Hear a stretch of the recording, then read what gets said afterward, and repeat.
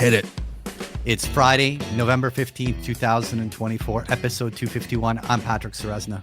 And I'm Kevin Muir. This week, we welcome to the show Shrub.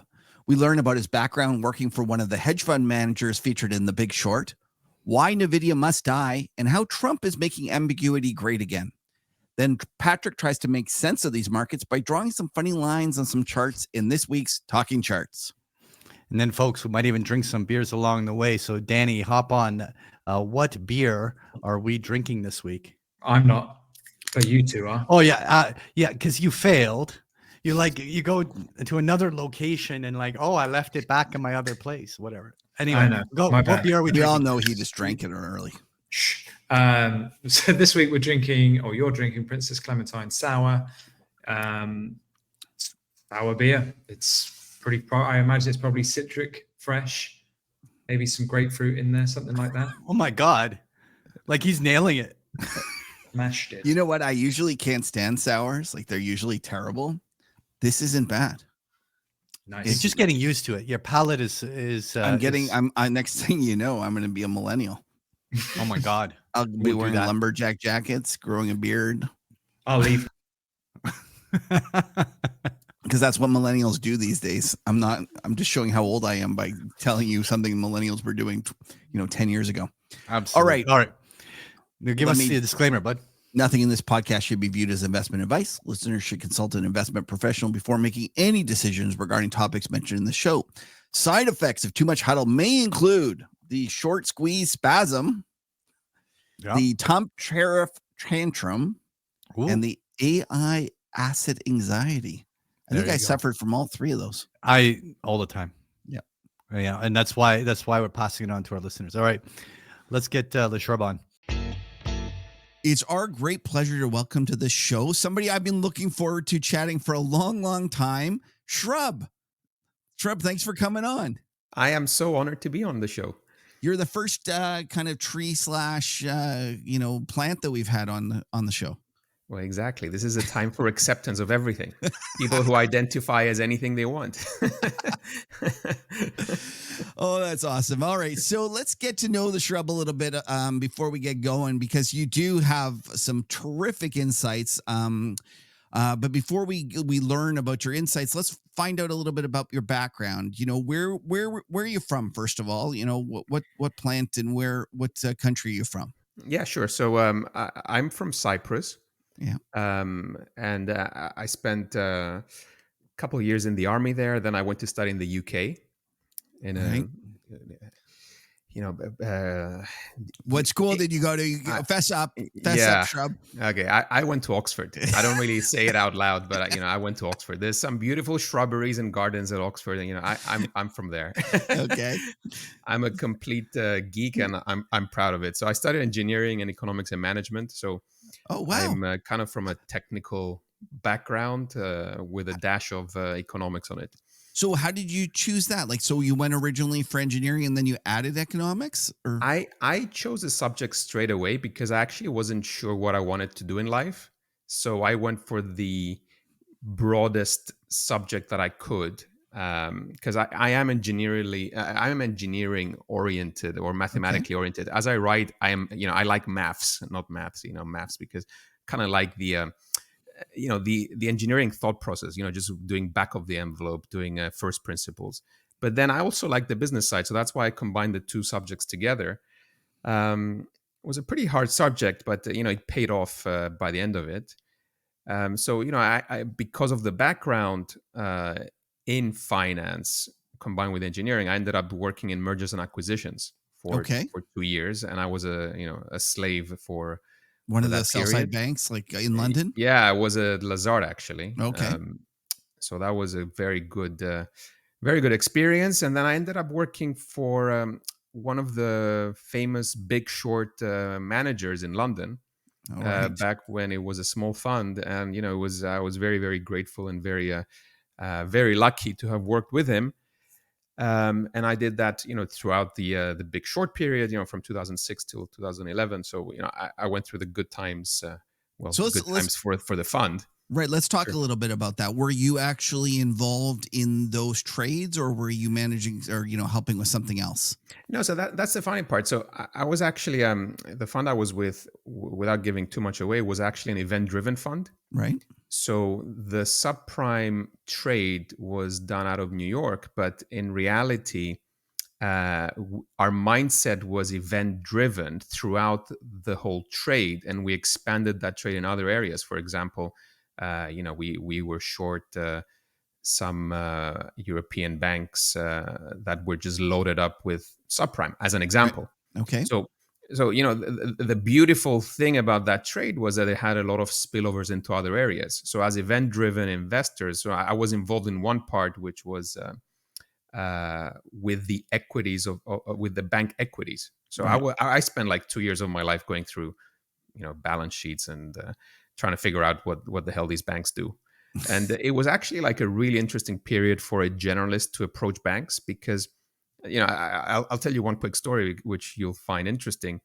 I remember calling Deutsche Bank back in 2007, and I asked them about an item on their balance sheet that was called Other, and that item was 400 billion. So Come it was on. They had I'm a not joking. 400 billion 400 billion other. other. Yeah. So I called the IR, and the IR was like, I don't know. It's like, how can you not know? It's 400 billion. It's like, well, no one asks us about the balance sheet. Wow. So that was the time. So that's why I just take that experience forward to other parts, to my career, because imagine having it was a very well covered industry, banks at the time, right? Yet no one was checking the balance sheet. I mean, it's so simple nowadays, right? But no one paid any attention. So you could have made a lot of money if you just figured out some simple things, like if you took the subprime assets and marked them to market. Just use common sense. It's like, well, why is this thing marked at 100 when it's right. trading at 60 in the market? Yeah. And then if you put that at 60 instead of 100, well, the equity of the bank is wiped out 5 times. That was like the simplicity of the trade. So, and I've encountered the same thing like over and over again. When consensus thinks of one thing, it's not consensus. It's actually like the norm. So what's the norm? At the time, the norm was to look only at the P&L of the banks, no one looking at balance sheets. Right. I mean, you can make an argument about, today no one looks at valuation, right? But let's not get there. but you know what I'm getting with. Yeah. I mean, it's interesting to approach things from a different perspective when you come in with a fresh pair of eyes. That's what I'm trying to get to. Well, that's a great point. And you're kind of highlighting the fact that no one was looking at the balance sheet. I remember Einhorn getting on CNBC and talking about Lehman's balance sheet that way. And everyone was like, nah, that can't be. There's no way. And he was spot on correct. Like, and that's what you guys were seeing, right? Like it was, and it was so novel and kind of unusual at the time for anyone to worry about that. All right. So you're there at this firm, and eventually what's the next step in your career?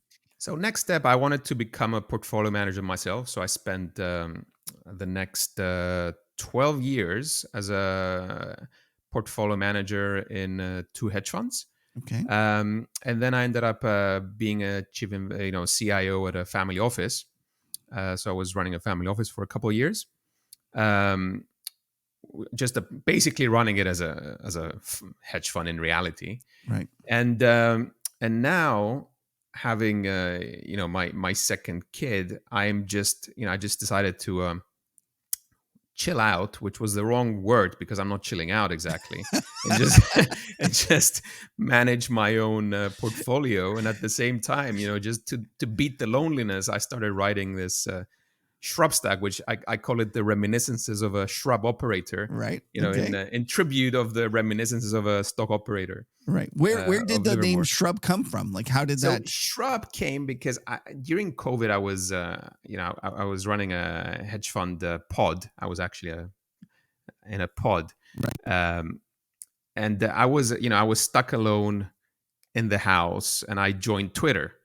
Right. Okay. Because I was, I just wanted to reach out to the outside world. So I was like, well, what kind of name should I pick up? And I love Monty Python. It was, the In Search of the Holy Grail. Right. Yeah. Where you have the Knights of Knee and the shrubberies, and we want a shrubbery. So I'm like, oh, that's pretty cool. But then I was like, well, the shrubbery actually makes a good hedge, which is a hedge fund. Right. So, the Shrubbery makes a hedge, which is a hedge fund. So Shrubbery Capital. So it started with a Shrubbery Capital, but then it went a step further. So there's a weird one.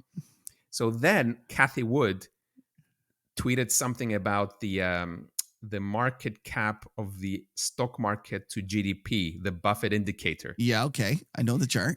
Yeah, the chart, the famous chart. So she tweeted out something, and I replied half jokingly, it's like, well, actually, that's not really a good indicator anymore because the U.S. stock market is actually very global now. So you should be looking at the global market cap to the global GDP. Okay. So as I tweeted that out, a guy replies after me called Elon Musk, and he says, "Trust the Shrub." So that's when the account just became viral, and I'm like, oh, here I am, like a hedge fund manager, tweeting random stuff, and suddenly Elon Musk, the richest guy in the world, says trust the Shrub. So I ended up being the Shrub on Twitter, and I made it a bit more French. So now I am Le Shrub. Oh, Le Shrub. So you mentioned that you were at a pod shop. Tell us a little bit about that. What was the difference in I'm assuming the pod shop was a little more rigid than your first firm that you worked for under the that Big Short guy. Yeah. And I would love to get your experience as somebody that's been on the buy side, on the hedge fund side specifically, about how the industry has changed over these last 15, 20 years. I'm very glad you asked that question because I am very well equipped to answer it, having worked at a fund that was a proper hedge fund. Because I would say that the first fund I worked in was a proper hedge fund, and the second one as well was a great hedge fund. It was an event-driven fund where we had discretion and everything. So then moving to the pod shop, and it was a great fund as well. Just to be clear, but without mentioning names, it's like just assume it's the same structure everywhere. Millennium, Point72, Citadel, all these things, like same behavior. And I was an event-driven manager. The difference was striking. It was striking in so many ways that I'm going to just mention it this way. It's like the pods, when you see this, the headlines, one pod died, or, Millennium fired these guys, or these guys, or this guys.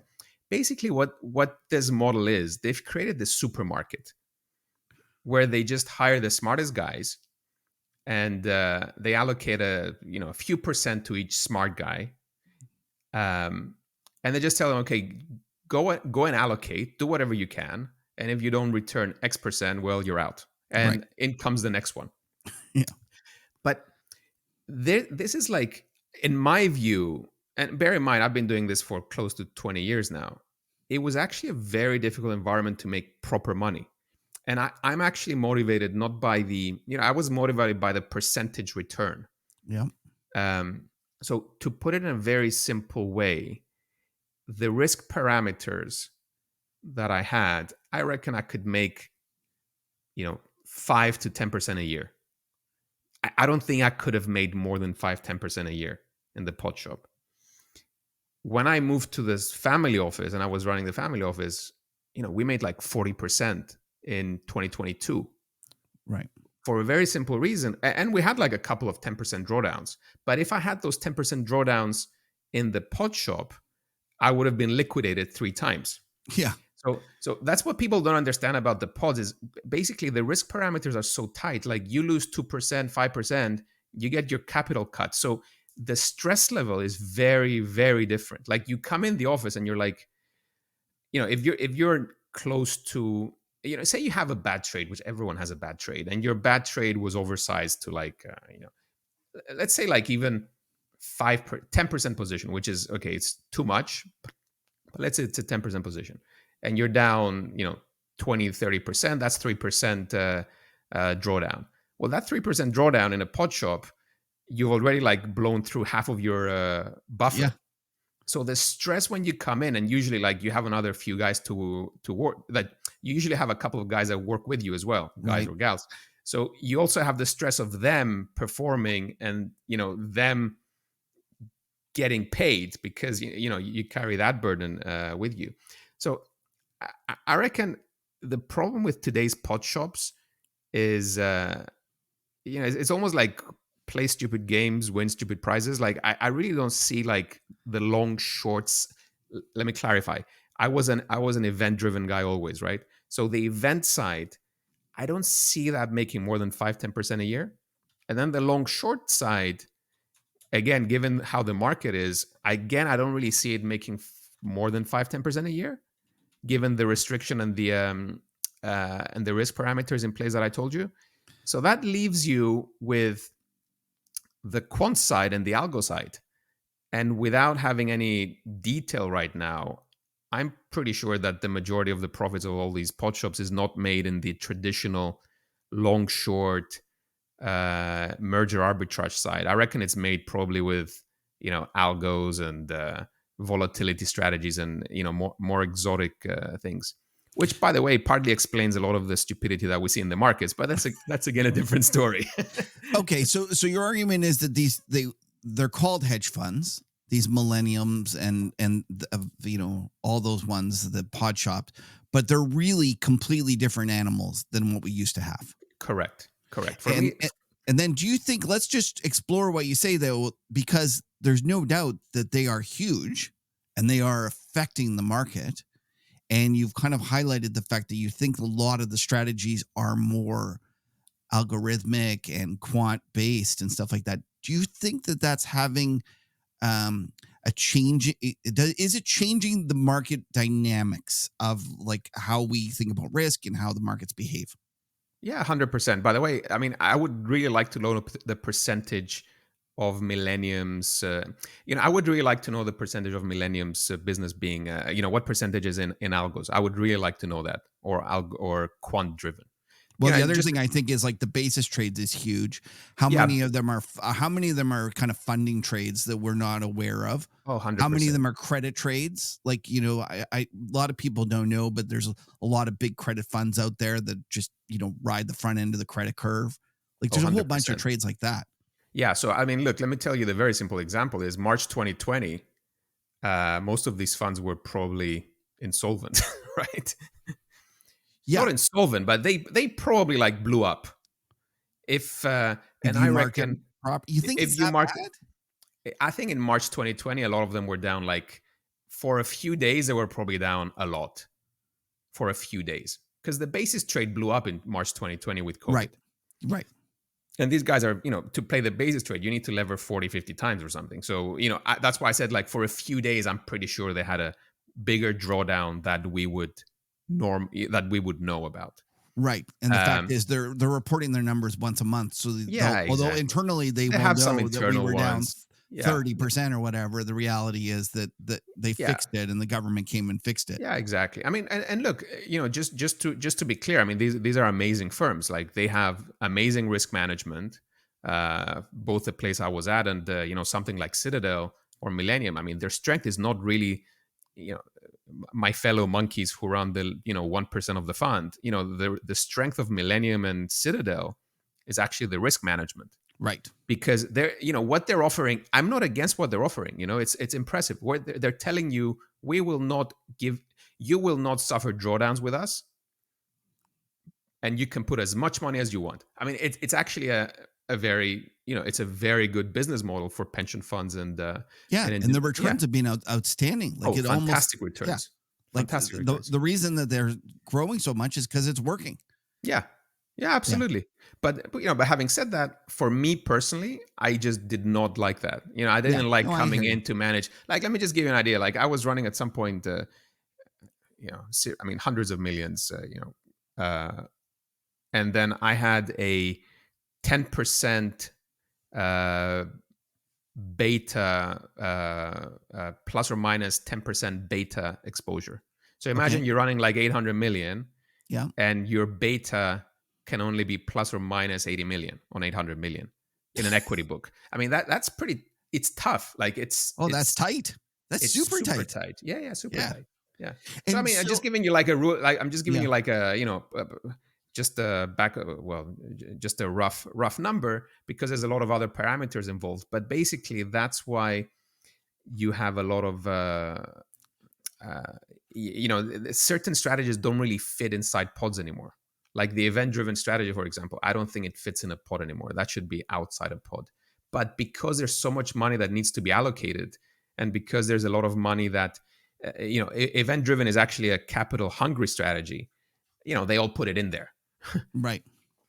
But I every hear you. time a deal blows up in the merger arb space, a pod dies. It's like, when you say something, a fairy dies. It's the same thing. Like you see a deal blowing up, it's like, oh, I'm looking forward to the Bloomberg headline that this and this pod died. So, I actually, can I ask you a quick question? Because I'm always curious about the numbers that you get in terms of those risk parameters. And you mentioned that, if you're running 800 million and they let you have a delta of 10 or whatever, so you have 80 million of directional.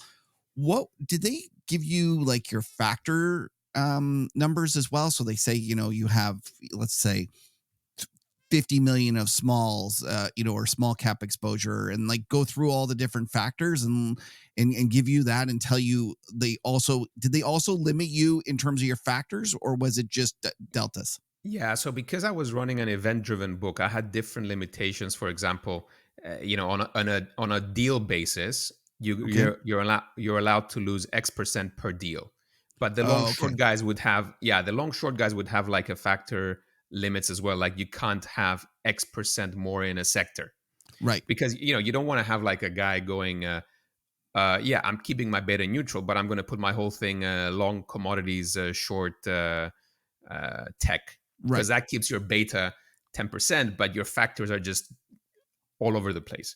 So these factors, you kind of sit down with. I mean, to be fair, they're very smart about it, and you just sit down with the risk managers and the CIOs, and you define your factors from the beginning. So you Okay. have like a recipe that you work from, in a way.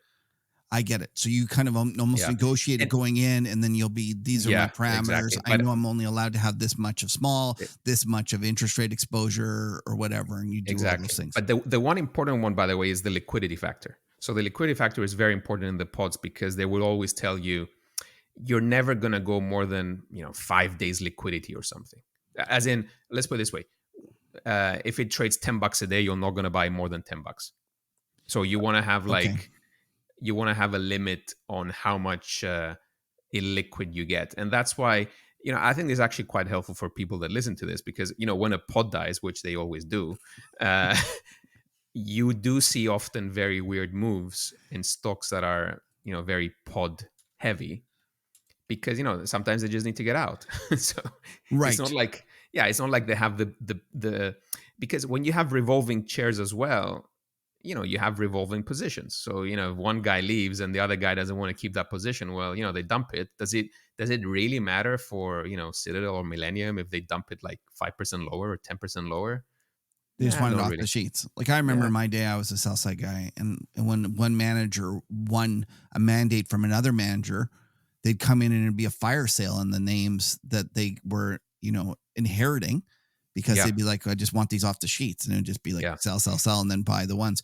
We used to do lots of business in baskets. That would be what we do. We'd get the basket of the sells, and then we get the basket of the portfolio they wanted. And that's what we did. One last question about the pods, because I do think that you are uniquely able and, more importantly, willing to talk about these things, because a lot of the folks that are actually in it don't want to talk about it.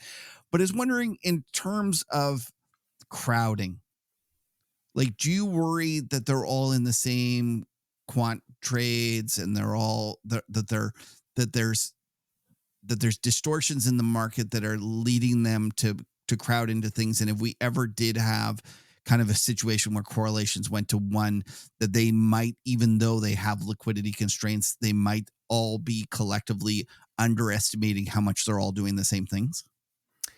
I think that's the whole market, by the way. Okay. So I'm gonna say something to their credit for once, that I think the likes of Citadel and Millennium have a better visibility on that than the rest, because they Ah, actually see the pods within them. And bear in mind, I was doing a strategy. Event driven is the most uh, concentrated strategy out there, because we're all in the same trades. Like right. there's like 10 deals, we're all in the same deal, so you Right. kind of know the concentration that's there. But I would say that the pods have very good visibility there, but the structure of the market right now, because of the algos and the CTAs on top of the pods, has created this self-reinforcing cycle. Well, it's self-reinforcing in reality, where everyone just chases the same trade, and the factors and certain factors become dominant. So how we started the discussion about like the that no one looked at the balance sheet in 2007. Yeah. Right now it's you can make the same argument now that does anyone look at valuations really? No, they're all So, chasing EPS revisions. who cares, right? Exactly. You just do EPS revision. So Yeah. if the pod guy, so here's how it works. The pod guy figures out which factors work. Yeah. And the pod guy is just going to do like, well, you know what? I have a tight limit. So I'm going to do X% of my book will be EPS revisions. Boom. Okay. But the CTA is going to do the same. And then, the other guy who's in a mid-level fund is going to be like, well, I'm going to do the same. And then the retail guy is going to see Palantir and Kava and Carvana going up, and it's like, well, like the chart looks great, and then he's gonna go on Twitter and post this stupid chart saying, oh, it's above the 50 DMA. It's just like, and just buy it. It's like, well, it's great. Okay, fine. It is going up. It's fantastic. So everyone's making money until they're not. So you're worried more that like your argument is that yes, the pods are crowded, but if anything, they're more able to recognize when that crowding is a problem and get out. And it's going to be almost the rest of the market that's holding the bag. Yeah, I think everyone's going to be a bag holder eventually. It's just right. What is that, a Shrubism? Everyone is a bag holder eventually. Everyone's a bag holder eventually. You just don't want to be you just want, like, what I'm saying, because I actually stole something from you. I didn't steal it. I plagiarized it. Okay. You have this beautiful theory of the rolling bubbles. Yep. So I expanded on that, and I called it the theory of the rolling Ponzi's. So okay. Sure. I gave you credit. That's okay. There's nothing new in this world. Yeah, exactly. I'm sure that I wasn't the first. Although I don't know if I ever saw it before, but there's nothing new in this world. So the rolling Ponzi. So why don't you talk about that? Because let's get now. I've been peppering you with all sorts of questions about the past and how the market, the structure. Let's get in terms of your actual beliefs of what's happening. And I do see that you've been writing about these rolling Ponzi's. Bring it in terms of what we're seeing in the market today and maybe where the opportunities might lie. Yeah, sure. So the rolling Ponzi is actually quite simple. So basically, there is a finite amount of capital in the retail world, for example, even in the hedge fund world. So the idea is that if that we're rotating into different Ponzi's to play the Ponzi du jour. And what you want to be is you want to just avoid being the bag holder in a Ponzi, because there's nothing worse than being a bag holder in a Ponzi. Maybe being a bag holder in energy, as you know, because it's been quite painful. but being a bag holder in a Ponzi, like you're down 90%. So, I just used a stupid example because I write for my own pleasure as well. So like a month ago, Nvidia hosted a quantum computing conference. Okay. And I looked at 1 year ago when Nvidia did the quantum computing conference, and I looked at all these quantum computer stocks, which are complete Ponzi's, by the way, let's just be clear. And I noticed that they went up like 3-4 times after the conference. Right. And they got beaten up, and they were, sitting at the lows, but, picking up now before the Nvidia conference. I'm like, and I wrote this piece called The Theory of the Rolling Ponzi's. Okay. And I'm like, it cannot be this stupid that we're going to repeat the same thing as last year, that people are going to buy quantum computer stocks before the Nvidia conference. But you know what? I'm in. Isn't it amazing how you say like it can't be this stupid and yet it is? Yeah, but the key thing is that you have to go in. So because you have to assume that it's so stupid that it's going to work. So we went in, and the stocks tripled in like a month. Yeah, and I'm like, that can't be that stupid, but it is. So I have this quote that the Shrubism that says, once you realize it's all nonsense, it starts to make sense. That is a great line. There's been never something more appropriate. Yeah. So I'm out of the quantum computer Ponzi theme, and now you have to find the next rolling Ponzi. And there's some sectors that have been doing really well, like the uranium, like the nuclear Ponzis have been on fire. The space Ponzis have been on fire. Yeah. And now with the Trump administration, dude, I'm telling you, like, they're going to be saying something stupid. And every time they say something stupid, there will be another Ponzi born. Like, we're going to have, like, the birth and rebirth and death of Ponzi's. Like, we're going to be rotating out of this. Like, look at who he's put. Like, you know what's amazing? We're taping this Friday afternoon. I saw Trump yesterday appear somewhere, and JD Vance wasn't beside him. Elon Musk was beside him. The king of the Ponzi's. BFF. King of Ponzi's. I love it. It is going to be absolutely crazy. I am with you. Yeah, but so I'm actually super excited. I mean, it's been a great year, but I'm actually super excited about the next few years for traders because, I'm a trader. I'm a speculator. I have no qualm saying it because people want to say, oh, I'm an economist or I'm a, investor. No. I'm a speculator. As simple as that.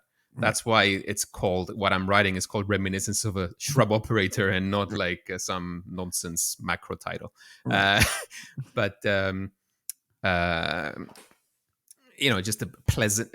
Well, I mean, we're traders at heart, right? So we're trying to trade. And actually, you wrote that great piece that Copy reposted yesterday. Okay, thank you. That's that was really, really good, because basically, you and I, we're getting excited about this this opportunity of volatility. Yeah. Right. Listen, we can sit around and get all upset about things from a political point of view, but there's no denying that in terms of things changing, it's here. Like, this is the biggest change in terms of macro that we've had in years/decades. Exactly. And it's going to be the best time for macro. And actually, I'd like to pick your brain on something on that. But it's going to be the best time for micro as well, because like today, let's just do today, because today was quite exciting for me. So they appointed RFK for the Ministry of Health or whatever. And then everyone was selling, the pharma stocks on that and the biotech stocks. But then at the same time, Vivek comes out and says, well, we need to reform the FDA to speed up approval of drugs and, make the phase 3s more, which is actually like the most bullish thing you could say for biotech. So you have on one side, one guy going against mRNA or whatever, but on the other side, you have Vivek, I hope I'm saying it correctly, which, he's like, well, we need to speed up approvals, which is actually the most bullish thing for the biotech stocks. Yeah. So I've actually been a buyer of some small caps that I think will benefit from expedited approvals on the back of that. That's the kind of things I'm excited on the micro side. And I was actually thinking of writing a piece called MAGA, Make Ambiguity Great Again. Oh, that's perfect. And it's so true. You've highlighted something. So many of Trump and his administration policies are actually contradictory. Exactly. And there's so many things like that. Like, he sits there and says, I want the US to be the reserve currency. And he says, I think a strong dollar is important. And then he says, at the same time, Japan and China are, their currencies are too low. They're taking advantage of us. And so there's all these things that you're just like, holy smokes, what do you take out of it? And I think that right now, everyone is just seeing what they want to see. I can't tell you the number of arguments I've gotten in with people, and they tell me stuff, and I'm like, listen, you're not listening to what he says. You're just choosing the best parts of whatever suits your agenda. But I'm with you on the micro basis. There is going to be huge opportunities like that as well. Now, you mentioned that you bought these things, and are you going to hold them longer than your typical time frame? Yeah, I will. Yeah, I know. And I was giving you a hard time before we started because I was like, holy smokes, I've been watching you trade stuff back and forth, and you are, you say you're a speculator and you're a trader. You truly are. You are in there, in and out, and I was just shocked. Like, I saw you rightfully get bearish on the NASDAQ, and I'm thinking, oh, he nailed this trade and he's going to stay with it. And then all of a sudden he's like, I'm out. I booked it. So talk to me a little bit about your time frame. If you're willing, share that story that you were chatting with your kind of your guy, your frequent co-partner there, Paolo, with the Tesla.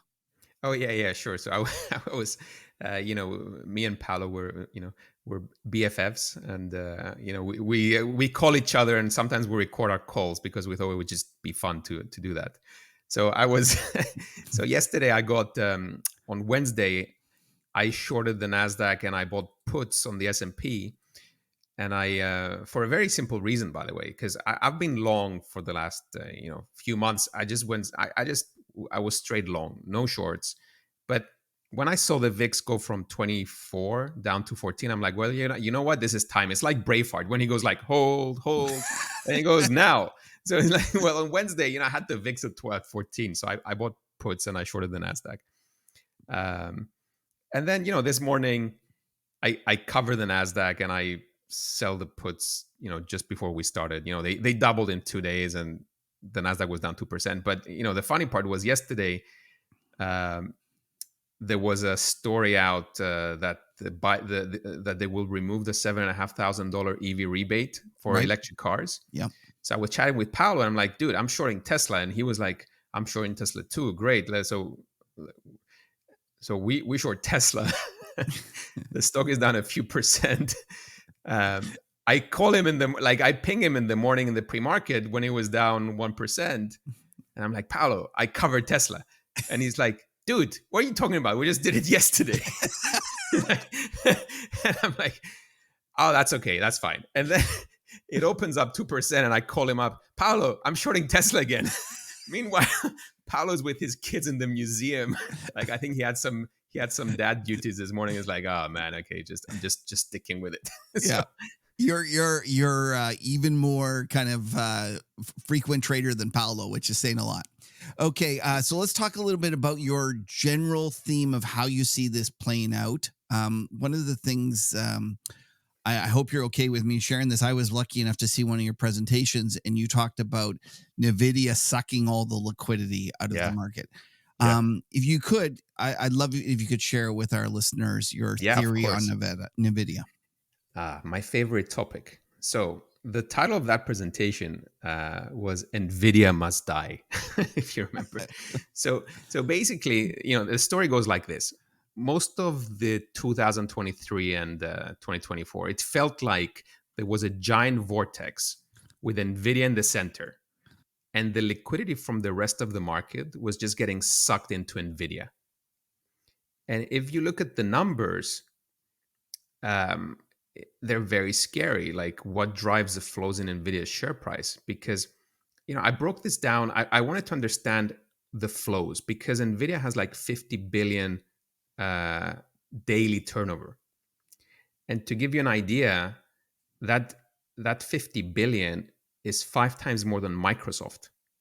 It's 3 times more than Apple, and it's even 2 times more than Bitcoin. So that's why I really wanted to understand how the liquidity, I called it the liquidity vortex because, think about that. The Russell trades 6 billion. So that liquidity was going into Nvidia that grew to like a 3.5 trillion company. And once you break down the flows, it becomes very interesting. So if you think about it this way, Nvidia is like 6-7% of the S&P and the NASDAQ. So for every $100 you put into the S&P passive, $6-7 for every 100 goes to Nvidia, which is actually it's actually amazing because, you always have like this old guy saying, well, I know I can picture an old man saying, oh, I'm in a very conservative passive portfolio. It's like, yeah, dude, every $100 you put, $7 goes to Nvidia, right? So that's number one. So out of the 50 billion daily turnover in Nvidia, about 10% comes from that passive, which is pretty amazing. But then another 10% comes from all these levered ETFs that are out there. So the 3 times Nvidia, 2 times SOX, 3 times Nasdaq, 2 times Nasdaq, whatever it is. So already you have like 20% of the daily flows. Then you look at the option volume in Nvidia, which is insane. And if you delta adjust it, I came up with like a 20%, like 10 billion a day. Yeah. So that's like 20% of the total Nvidia's flows is option related, which is very short term. So that leaves you with only like 60% remaining in the hands of what could be humans, but is mostly algos, right? So my argument was basically that you have the world's most important stock, which is acting like a giant casino. So it's driven by speculative flows, which is more akin to crypto than the Max 7. Like I said, it trades 5 times more than Microsoft. So from that perspective, 20% is option driven, 10% is passive, 10% is like levered ETFs. And from the 60% that's left, God knows how much of that is algos. So it's a giant casino. So the argument is, so the question is, what if how do we get those speculative flows to stop going YOLO in Nvidia and start going YOLO into the rest of the market? Right? So my conclusion was, because I believe in the rotation, like the rotation into other parts of the economy. So for that rotation to work, it's like Nvidia needs to die first or stop acting like a casino. Right. Because the rotation trade, it's a very important one for the Trump trade. Like I think it's the number one Trump trade, right? We're rotating into many different parts. We're rotating from, the simplest way to visualize the rotation, by the way, is the long Russell, short Nasdaq. That's the simplest way of visualizing it. Right. And that ratio, it's still like at a 30-year low almost. Right. But it's had a great move that you actually caught, and you highlighted how you had a great stat about the performance of that ratio over the last little while is, basically been better than owning Mag 7. Yeah, absolutely. So it's been great on that. Yeah. And then, so the rotation has started, but if you look at it, if we want to step back and just be a bit more long-term, because I think it helps me. That's why I do it, by the way, because like I said earlier, being a day trading monkey, sometimes you got to step back and just, think of the big picture. Right. So that's why I force myself to write, by the way. So if you step back and just look at the chart of the Russell versus Nasdaq and just look at what happened in 2000. So in 2000, that ratio was up. I think it went from 0.1 to 0.5. So 4 times. So you made like 300-400% being long Russell, short Nasdaq from 2003, I'm going to say, 3-4. So what I'm saying here is, imagine we're sitting together, we're having the market huddle in 2000, and we start discussing about rotation. And, someone's listening and is like, man, that's never going to happen, because you know what? Everyone's buying Cisco. So, what if, you have to ask yourself, what if it were in that point where something changes and we have that rotation going? And, what is needed for that rotation to happen? Well, I'll tell you what is needed. The red wave definitely helps, right? Right. So the red wave definitely helps because the Russell is, the real economy, which also benefits from deregulation. And then on the Nasdaq side, well, those are massive flows that benefited under, the previous administration that might not benefit so much under the new administration. Yeah. For example. And then, let's not put aside, we haven't even discussed the fundamentals of AI because, who knows nowadays. But I was told that semiconductors are not cyclical anymore. So, well, and what's even better that I love is China is uninvestable because they're going to invade Taiwan, Yet you got to be balls deep in terms of long Nvidia. Of course. And by the way, Nvidia is a stock that I have this chart where just in the only since 2017, it had its share price dropped twice, up more than 50%, only since 2017. And it's a very simple thing. How I think you've seen my chart where you plot the revenue growth of Nvidia.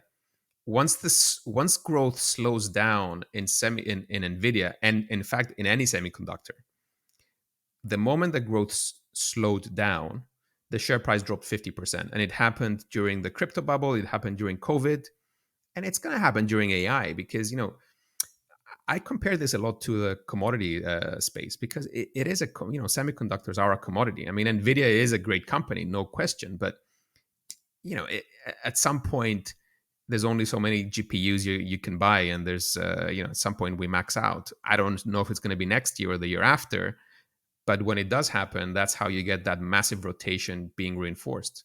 Yeah. Listen, I completely agree. And I look at Stanley Druckenmiller. He sold all his. That guy knows a thing or two about investing. I'm going to be on Stanley Druckenmiller's side instead of all the people that are buying Nvidia up here telling me it's a can't lose. Exactly. I mean, imagine you have a guy like that. Yeah. Yeah. Like, whose side do you want to be on there? Yes, he's, he mouths some good positive words still about it. He's not going to shit all over it. He believes in it, but he believes it's also too expensive. That's the long and short of it. All right. Yeah. Well, the other thing I'd love to chat about is palladium platinum. You are actually really, really knowledgeable about it. I'd love to hear your story, your thoughts on that. And also, given that we now have this Trump situation and maybe our relationship with Russia might change, how does that affect your previous, thoughts on palladium and platinum? Yeah. So I'm a platinum bull from the supply and demand side. So there, just to simplify it. So, eventually we do have currency debasement, and I just found that platinum was the cleanest way of expressing it from the commodity side because it's trading near the cost of production. So platinum, okay, 950. At that price, the producers are actually kind of like break even. Some are losing a little bit of money as well. So when I buy commodity at a break even price, I usually do okay. So that's that. Then on the top of that, you have platinum trading at a 65% discount to the gold price, which is the highest ever. So you have that potential upside from the precious side. And then on the supply story, there hasn't been any growth in supply for the last 10 years. So it's incredible what's going on there. And that, it's just becoming harder to get more platinum out of the ground. On the demand side, people were getting bared up because of the electric vehicle story. But in reality, the only segment of cars that is growing in the EU right now are hybrids. And hybrids actually take a bigger loading of platinum than normal ICE vehicles. So can you explain that? Because actually, I remember that comment and I didn't understand how that could be. Yeah, because the hybrids have two engines, so they just go from I can't remember what the technicality was. So I think it's because they have the two engines, so they take a bigger loading to go from A to B. So it's I think it's a 10% bigger loading from a normal car. And just to understand, in the old days, the palladium was used more for the diesel catalytic converters. Am I correct? Yeah. Right. Okay. So that's why if you're bullish on these plug-in hybrid electric vehicles, it's not really going to be a palladium story. It's going to be a platinum story. Is that correct? Yeah. Okay. Correct. Okay. Sorry. You can argue bull thesis. Yeah. I mean, that's the story so far. That basically you have. What I like, what my first boss used to say, which I think it really stuck with me, is, you take care of the downside and the upside will take care of itself. Oh, yeah. So with platinum, the way I see it is this. Given the price action the last few weeks, it's actually traded like pretty crap. I mean, it's kind of like just flatlined. But I just own something I don't see downside from 950. maybe it goes to 900. Okay, fine. But if you have like a longer term view, you don't lose. It's hard for me to lose money owning platinum. That's how I see it. I don't know when it's gonna go up or when it's gonna work. But the one thing that's a bit meme, because I just love looking at memes, and I need like a funny catalyst to get excited. So one thing that did excite me was when Costco put the platinum bars for sale. So that was actually the best thing that happened to platinum in my view, because it got me excited a bit. So if you look at when Costco did the same for gold, so Costco added gold bars in the summer of last year, and they nailed it. Like gold had a 40% run. So I was joking that people are wondering why Costco trades at 50 times PE versus Walmart at 30 or something. And I'm like, well, that's why, because they're the best traders. So they nailed the gold price. So I was hoping, since they're adding platinum bars, maybe they're gonna nail the platinum price too. So yeah, I hear you. That is an interesting thing. While we're talking about gold, do you want to kind of give us your 2 cents of what's happening and I how was you actually feel about it? I was actually getting bearish gold on the election day, because you kind of needed that flat, just purely technically, ignoring about the reality of the world. Okay. So purely technically, the gold was trading like the VIX in a way. So it was trading like geopolitical hedge plus VIX, plus uncertainty, like people were buying gold in case there were riots in the street if Trump got elected or if Kamala rigged the election. So I thought gold should have sold off on the election, and I was foolish enough not to take the short, because psychologically it's tough to short gold. Yes. Yeah, because you're kind of you're going against the monetary system in a way. Fair enough. And you're also anyway, kind of shorting disaster, right? Like if something happens overnight, like you're So I don't like doing that. So anyway, so it went down. So short term, I think it's a negative setup. I think even if you actually believe what the Trump administration is going to do, I can actually imagine gold, just flatlining at like 2,400, 2,500 for a bit. Because speaking of Druckenmiller, I was actually listening to Besant's podcasts, presentations, just listening to how they think about the fiscal deficit. And you have to take it with a grain of salt, that if they actually do, whatever, like if they get 3% deficit, then of course gold is going to go down. But yes, so but the argument is that Besant, who's currently the front runner for the Treasury Secretary, is actually more of a fiscal hawk than people understand, or the people recognize. Yeah, and also, look, I was listening to him now, and he said he was referencing the 3 arrows policy of Abe, of the Japanese ex-prime minister. So the 3 arrows was basically like aggressive monetary policy, aggressive fiscal policy, and deregulation, structural changes. So he was saying I would do the same in the US, and my 3 arrows would be 3% real growth, 3% deficit, and 3 million extra barrels of oil production in the US. And that's how I'm going to bring inflation down, because it's the main driver of inflation. I'm like, but isn't he also though a fiscal hawk, and that he wants to get the deficit down just by cutting 3%. spending? Yeah. Oh, I see what you're saying. It wasn't 3% growth; it was 3%. Oh no, sorry. Well, exactly. So that's why it's like it's 3% real growth. Yeah. But he gets inflation down by adding 3 million barrels of oil in the U.S. production, and he gets the deficit down to 3% a year. Oh, I see. I'm sorry. Yeah. So I don't know, but his argument was he will cut spending on everything except defense. And actually, I thought that was really, really interesting. And he, by the way, he's a brilliant guy. Like, I really recommend people listen to what he's saying in case he gets the role. He was saying that there's only been 6 reserve currencies in the world, and one thing they had in common is what they were all the 6 reserve currencies were from the security forces of the time. So the British Empire, the Portuguese, the French, and all that stuff. And he was saying, well, the example of Spain was interesting because Spain lost the reserve status when they became excessively indebted and they couldn't pay the military. Right. So he's saying we need to have a strong military if we're going to keep the reserve status. Okay. So I thought, well, okay, that's interesting.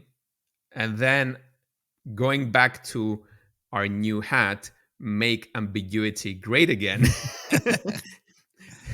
At the same time he was discussing that, he was also discussing, about a new Plaza Accord, and that the strong dollar is actually part of the problem with there you go. So it's the ambiguity, right? So yeah, you cannot, like, we're talking about tariffs, and that's why I think you and I agree on the phase 2 of the situation here, right, on something like the yen, because you're talking about tariffs, and there's a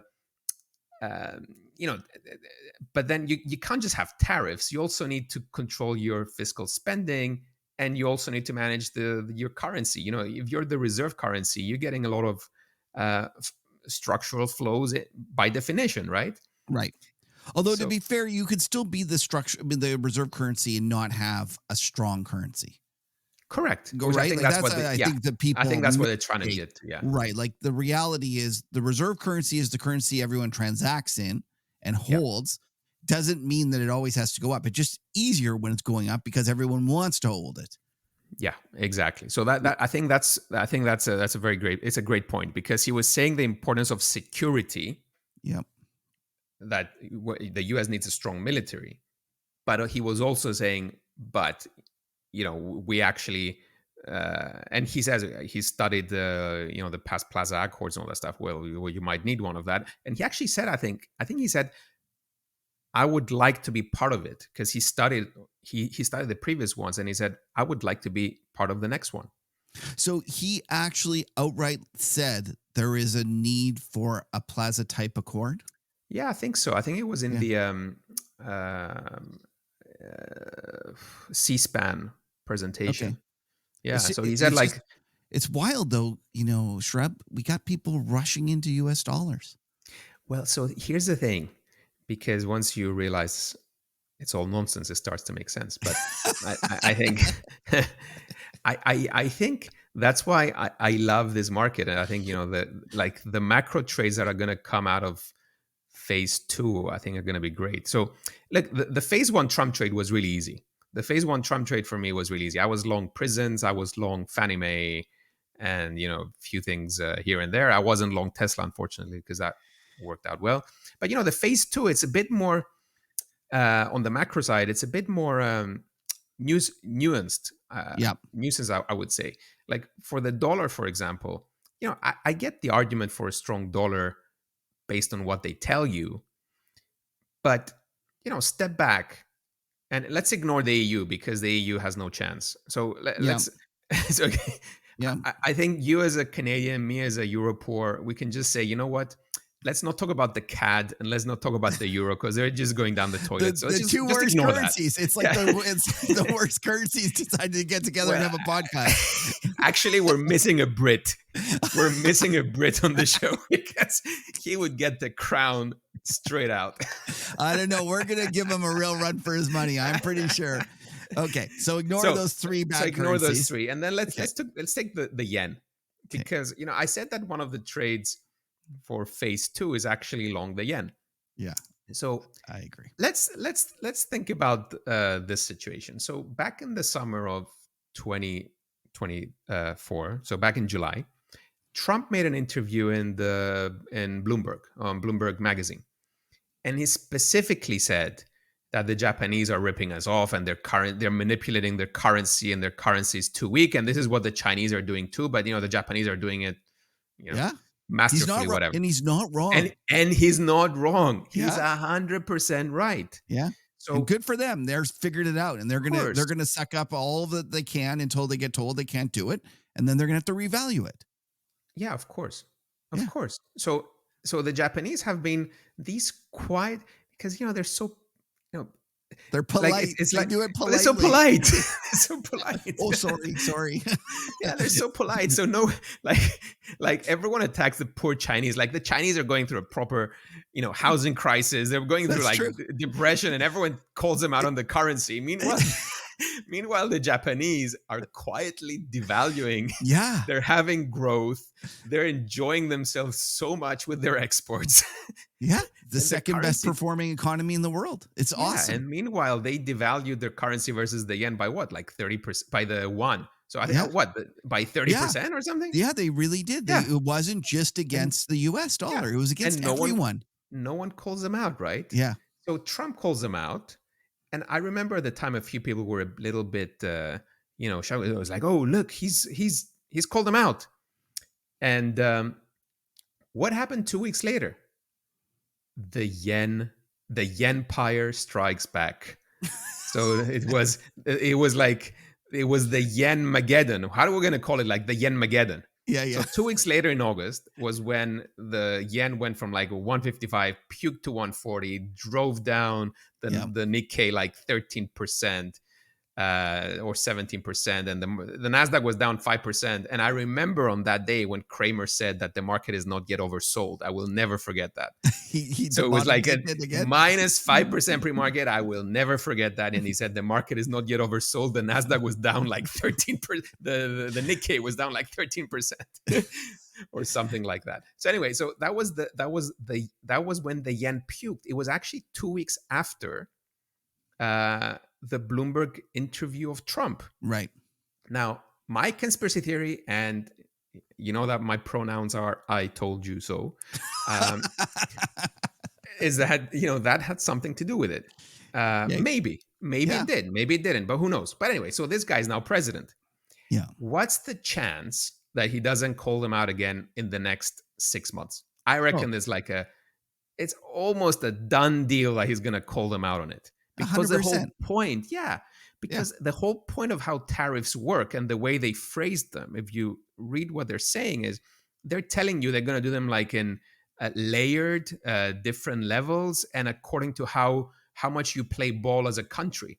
So of course the Chinese are going to get the worst deal, right? Because they're Chinese. But the Japanese, they need to, like, if they come out and just offer something, then I reckon they're gonna want to. They're not gonna want to get like a terrible tariff package. That's why I think the yen is actually a good long, and I do it with options because I actually like to sleep at night, and I don't like to see the funny moves in the yen. So I just did like an option out in March. Not investment advice. This is a shrub, crying out loud, like literally. but and the funny thing is, but the one caveat I say, like I called the August episode the Empire Strikes Back. Okay. And that was, the Empire Strikes Back was a great Star Wars film. Oh, it's the best one. The best one. Exactly. At least I think so. Yeah. So there's a little bit of a problem. I think we're going to get more yen episodes. Similar way that we're getting more Star Wars episodes. But you notice that the Star Wars episodes are just getting worse and worse as they go along. Like it's just not like the original, right? Okay. Every Star Wars episode is just not like the original. So I'm comparing that the yen episodes we're going to get from this point onwards are just not going to be like the original. So we're going to get we're going to get moves, but we're not going to get that 155 to 140 in 2 weeks. I don't think so. If we do, we'll give thanks. But I reckon I'm not we're as sure as you are about that. But I think right now there's no rush for them. They don't need to go. And the reason the yen's selling off is like, why go before he gets into power and fix your problem? Like, in fact, you almost want it to be as ugly as looking as possible so that you can then go, oh, you know what? We moved it from 160 to 140.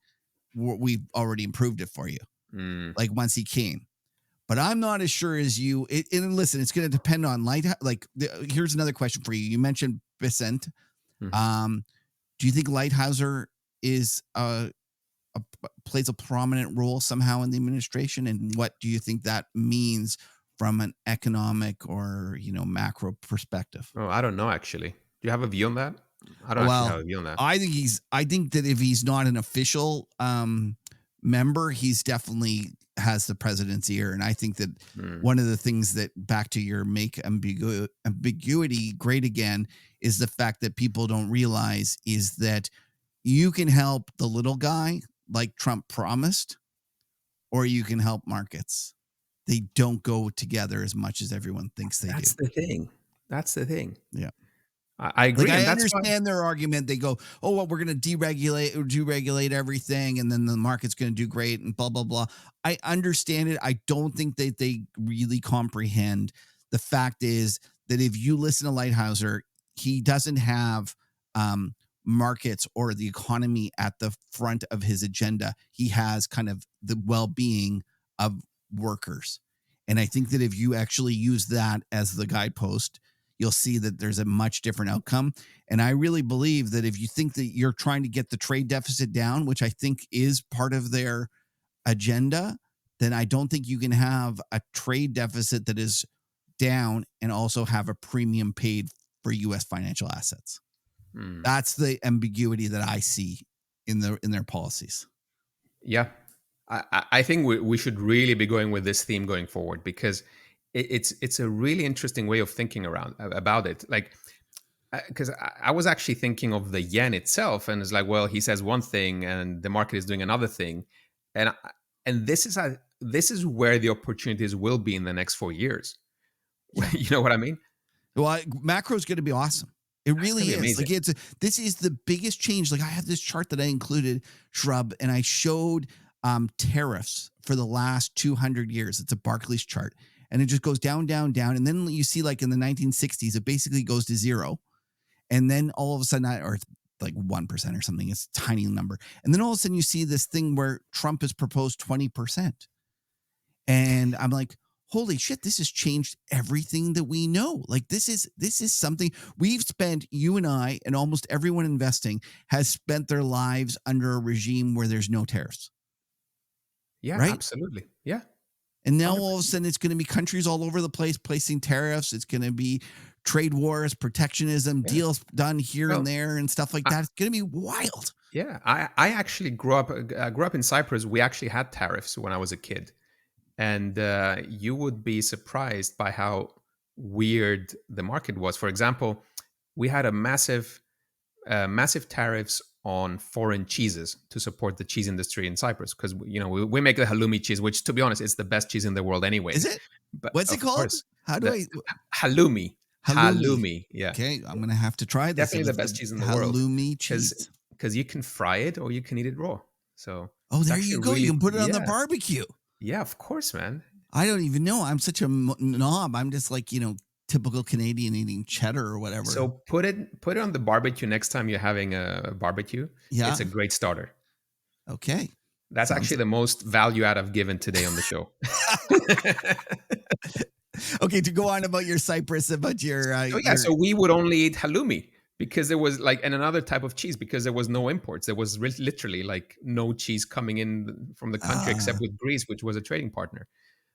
Or foreign cars, luxury cars had a massive duty. So there was like 100% plus on the luxury cars.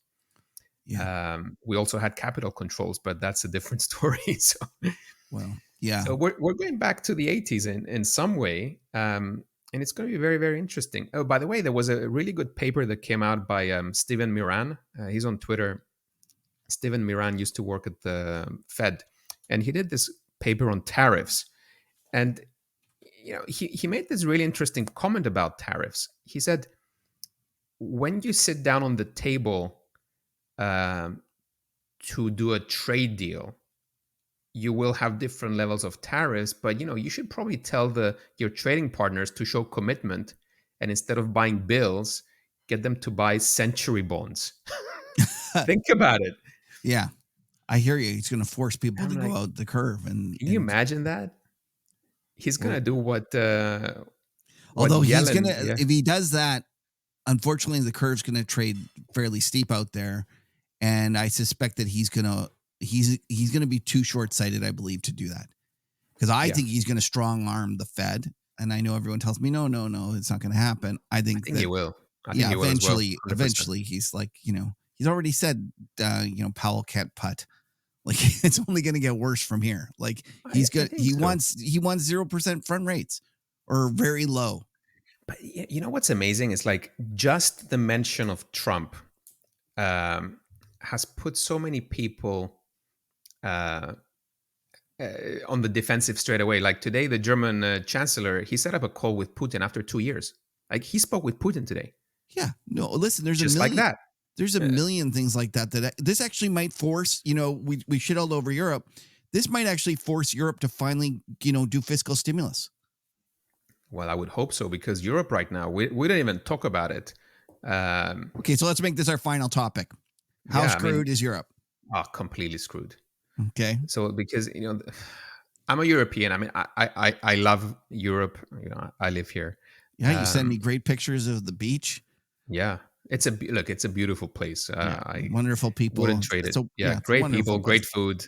We can find halloumi and many different types of cheese. But they're just being sclerotic. Like you see how they are reacting to Trump, and they're reacting in a negative way instead of a wake up call. It should be a wake up call. Saying, so what example? Give me an example of what you mean by that.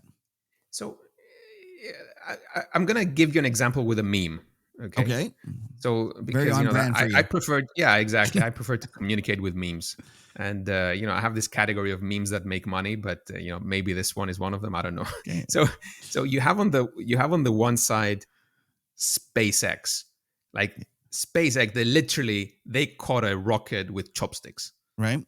That's American innovation. And on the other side, you have a plastic bottle in the EU, and we tied up the cap with a little connection, a plastic connection, so that the cap stays to the bottle for recycling purposes, which makes it extremely annoying to actually drink from the bottle, because you have this cap sticking on, like, touching your lips. Like it's like it's attached. Dude, it's the most. Yeah. So imagine you're unscrewing the cap of a plastic bottle.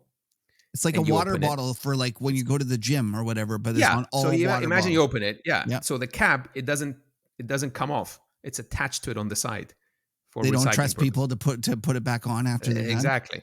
Okay. So and it's annoying, and it doesn't close well, and it's just frustrating. And I'm like, and I compare that to the European innovation. So on one side, and I can just picture in my mind hundreds of European policymakers discussing the bloody cap and just spending hours on it on the parliament to discuss the bloody cap. So that's why I'm just laughing. It's like you have American innovation on one side and you have European innovation on the other side. Okay, can I push back a little bit on that? Let's just take Boeing Airbus. And I might argue that this is the result of capitalism taken to extremes. With Boeing, they were focused more so on profits than safety, and they actually managed to turn what was once a terrific envy of the world company into a disaster. And I know, we get people like in our trading groups all the time saying, "Oh, still see you guys later. I'm flying Boeing," and like joking that they're not going to be here, and they're like, "Thank God I got an Airbus." So there's an example of something where Europe actually works. Yeah. And actually, I'm glad you brought the Boeing example, because it shows something that's really gone wrong in the Western world. And I've discussed this extensively with a few people. It's like we're losing the skill base we have. Yes. And that is a very scary thing. Like in the Boeing example, I was reading how they were firing seasoned workers to keep the younger guys. But who's going to trade the younger guys if the seasoned workers are out? Yeah. Right. So, for example, I was actually looking at this other example. There's this company, I think it's called Huntington. I forgot what it's called. Something along those lines, that makes submarines for the U.S. Army. Okay. And they had a big profit warning because the welders couldn't do their job properly. So you remember that. So it was a complete joke. Like they couldn't find welders, experienced welders. So they had a lot of issues with that, and it cost them a ton of money. So Boeing has the same problem. Is you have an idiot coming from McKinsey. Excuse the setup, but I'm just trying to picture it here. So you have like management consultants coming in and the management is probably they're themselves management consultants, so they actually don't know anything about the world. And they say, "Oh, we got to cut 10,000 people." It's like, who are we going to cut? Oh, we're going to cut like the 50-year-olds Yeah, in the yards. It's like, no, you idiot. That's the guys that you have to keep, because they're going to be the guys that are going to train someone to actually produce. for sure. Like, and if for anyone who's worked in the construction industry, by the way, would know that it takes you like 3 to 5 years for a junior to work next to an experienced workman to actually pick up skills. Right. But the reason why these people don't get it is because, I'm at fault here as well. Like, the finance world, I call it the Ponzi world, because, people don't really have a skill. Like the management consultants, they don't really have skills, or, the bankers, they don't really have skills. And, they come and see these things, and they see that, oh, if someone can weld a submarine, well, it's going to take you like 6 months to do it, right? If I spend like 3 years at Oxford, I'm sure that some guy can weld the submarine in like 6 months. Yeah. So I think they have this stupid mentality, and that's a really big problem for the manufacturing industry. And that's going to be a really big problem going forward for the manufacturing renaissance of the US. Let me give you one anecdote as well, actually.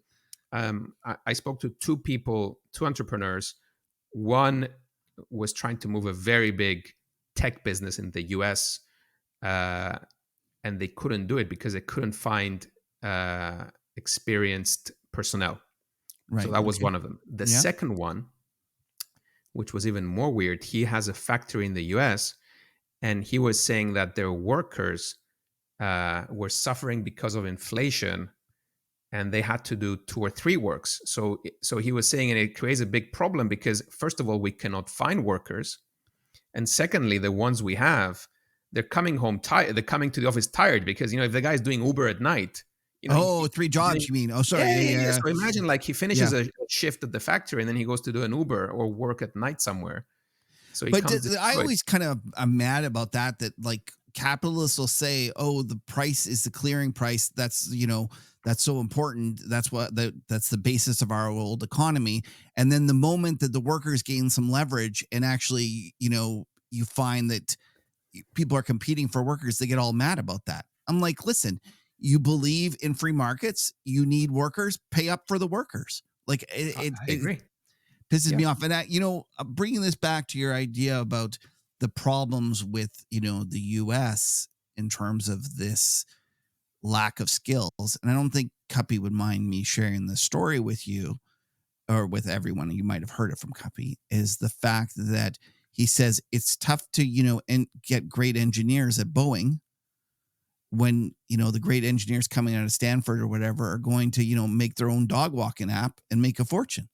But I agree with him 100% because I'm an engineer as well, right? Yeah. So I'm an engineer. Imagine coming from Cyprus. I go to Oxford. I get a good degree. And, I'm offered more working in investment banking than any other engineering job. Right. So that's how I ended up in finance. I think that was from 20 years ago. And I think today, now it's the real even problem worse. is it's worse, but it's gone to technology. And the real problem is the technology that we're specializing in, although you might argue it's gotten better recently with the advent of AI, up until, a year or two ago, most of it was focused on social media apps. Absolutely useless stuff. Yep. And I think that our buddy Louis Gav will talk about this. He says, in China, the best are coming and they're working on their best engineers are working on things that actually make the society more productive. And here we're more focused on these social media apps. Like, the reality is that we have all these people working for Meta or Google or whatever it is. And we should be having more of them working at Boeing, trying to make better planes. Yeah. But that's a problem. I think that's a problem that actually, if the new administration is going to make me hopeful, this is something they should tackle. So there's a very simple thing. So, the TikTok algorithm shows you, it can show you different stuff. So in China, the TikTok algorithm shows them videos about science and useful things. And in the US, it shows you stupid dogs and cats and, silly videos. So you ask a kid in China what they want to be when they grow up. And it's like, I think it's astronaut or engineer is top of the list. Whereas you ask a kid in the US what they want to be, they're going to tell you a YouTuber or a influencer. Yeah. Or maybe a shrub. Or a shrub. So there we are. Well, but the trouble about that is that I believe that the TikTok people that have financed that in the US are actually beholden, or Trump is beholden to them. Make ambiguity great again, right? It's the same thing. I mean, okay, so back to Europe, because we didn't finish, and people are going to be like, "You went on a tangent." And so, do they have any hope? And do you think that what do you think is required? I personally think it's more fiscal spending, that they actually have to start, doing things properly that way. And do you have any hope that it's going to occur? And do you think that there's any investment possibilities on the long side of Europe in the coming year or two? Well, bizarrely, I'm actually long. I'm never long any European stuff. Okay. I have about 10% of my book in Europe, bizarrely, because I got some stuff that are so cheap right now that they haven't been cheaper, like super cheap stuff. Can you share any of that with us? They're too small, and I haven't written them up yet. But let me just give you. I'll give you a brief one. So brief one is, there's a payments company that's trading at like mid-single digit P, so like below 5 times earnings, and there's no payment company out there that trades at that. Like you compare to the Brazilian ones, even are trading at 6, 7. Or I have something else. It's a special situation that I'm buying now, where the enterprise value is 0. Literally, like the cash against the market cap is 0. It's a cigar butt story. Yeah, but I mean, you didn't really find these things before in Europe, and now because no one really cares about it anymore, that's where you are. And by the way, speaking of Boeing, I'm actually long Boeing. Okay, so let's finish with that. Why are you long? Yeah, Boeing? No, but I mean, it's quite interesting because there's a narrative story. Well, the bull case about Boeing is actually that everyone loves a good restructuring story. Right. Okay. So I see it as an event trade. They basically. So let me give you a simple one. So aerospace in general has some really good restructuring stories. So Rolls-Royce, they did that. Stock went up 4 or 5 times. GE Aerospace did the same. Stock went up 4 or 5 times. And Boeing is the mother of all potential restructuring stories. And because I'm an event-driven guy, I thought the placing they did, where they raised a lot of money to clean up a bit, was a cleansing moment. But the caveat is that those 2 restructuring stories I told you took 2 years to play out. Right. Okay. So this is the part of my brain that has to separate out the trading versus the longer term stuff. So Boeing is something that I bought for the longer term. Having said that, Airbus is doing really, really well, which is interesting. But just going back to Europe, because Europe for me it's close to my heart, and I think what it needs. I was hoping for Draghi to take over as president, because Draghi was a very strong force in a positive way to push for that fiscal stimulus and that unification, because we're not unified in a monetary way in any way. Right. So that's one. Number 2 is we actually have a strong immigration problem. And the immigration side has to finish. And number 3, which I think is really, really important and underestimated, I want to see the war in Ukraine finish to be bullish Europe. Okay. When that finishes, then I'm going to become bullish Europe if it finishes in the right. Even if they finish now and they just draw the border, because let's put it this way: you look at the power prices in the US versus the EU. Oh yeah, it's crazy. It's insane. Yeah. So we cannot have manufacturing in Germany anymore. You cannot have manufacturing in the UK anymore. Right. Because they spend, they were relying on Russian gas, and now they're just stuck with solar panels in Germany where there's never any sun. Right. Great job, guys. So after closing their nuclear stuff. Yeah. So you want to see that war finish, because that is right at our doorstep. And actually, what really got me sad about Europe is that, I have a lot of American friends that they think that America shouldn't be giving money to Ukraine, and it's been a waste of money. And this is the current administration's sense as well, I guess. Yeah. But in reality, and I don't blame them, but the European ones shouldn't be saying that, because you're literally, it's a war right at your doorstep, Right. and it's affecting you. It's affecting you in many ways, including your energy. Like you don't have energy security in Europe because of it. So it's a very important thing that the Europeans should have thrown themselves to, not in a world war type situation, but it's like just being serious about it, Right. instead of being nonsensical and trying not to offend Putin and all that stuff. So I think this is a very important thing to note and just put in the back of your mind. Got it. And hey, one last thing in terms of Boeing, I would argue that it is critical. You mentioned Scott Bessent and the military point of view. It is critical from a security point of view that the U.S. has an airplane manufacturer, a strong 100%. One. 100%. And also, yeah. Sorry, go ahead. Yeah, 100%. I think it's essential. Yeah. And also number 2 is, I think Boeing is going to be a very big winner from any future trade deals, because, imagine Trump goes to Saudi Arabia and he does a trade deal. I'm just using as an example. Yeah. What's the biggest thing you can sell to someone? An airplane. There you go. 100%. Yeah. Listen, it's the same with, like, to me, I feel like Boeing has to work. And I just don't know if the stock price when it will work, but from a company point of view, it is too integral to America for it not to work. I agree. So look, you have a stock that's beaten up, is down 40% a year. It's 100 billion. Everyone's going to buy it. Like, I don't understand why Buffett didn't buy a stake, for example. Well, or why they didn't do one of those preferred things. Yeah.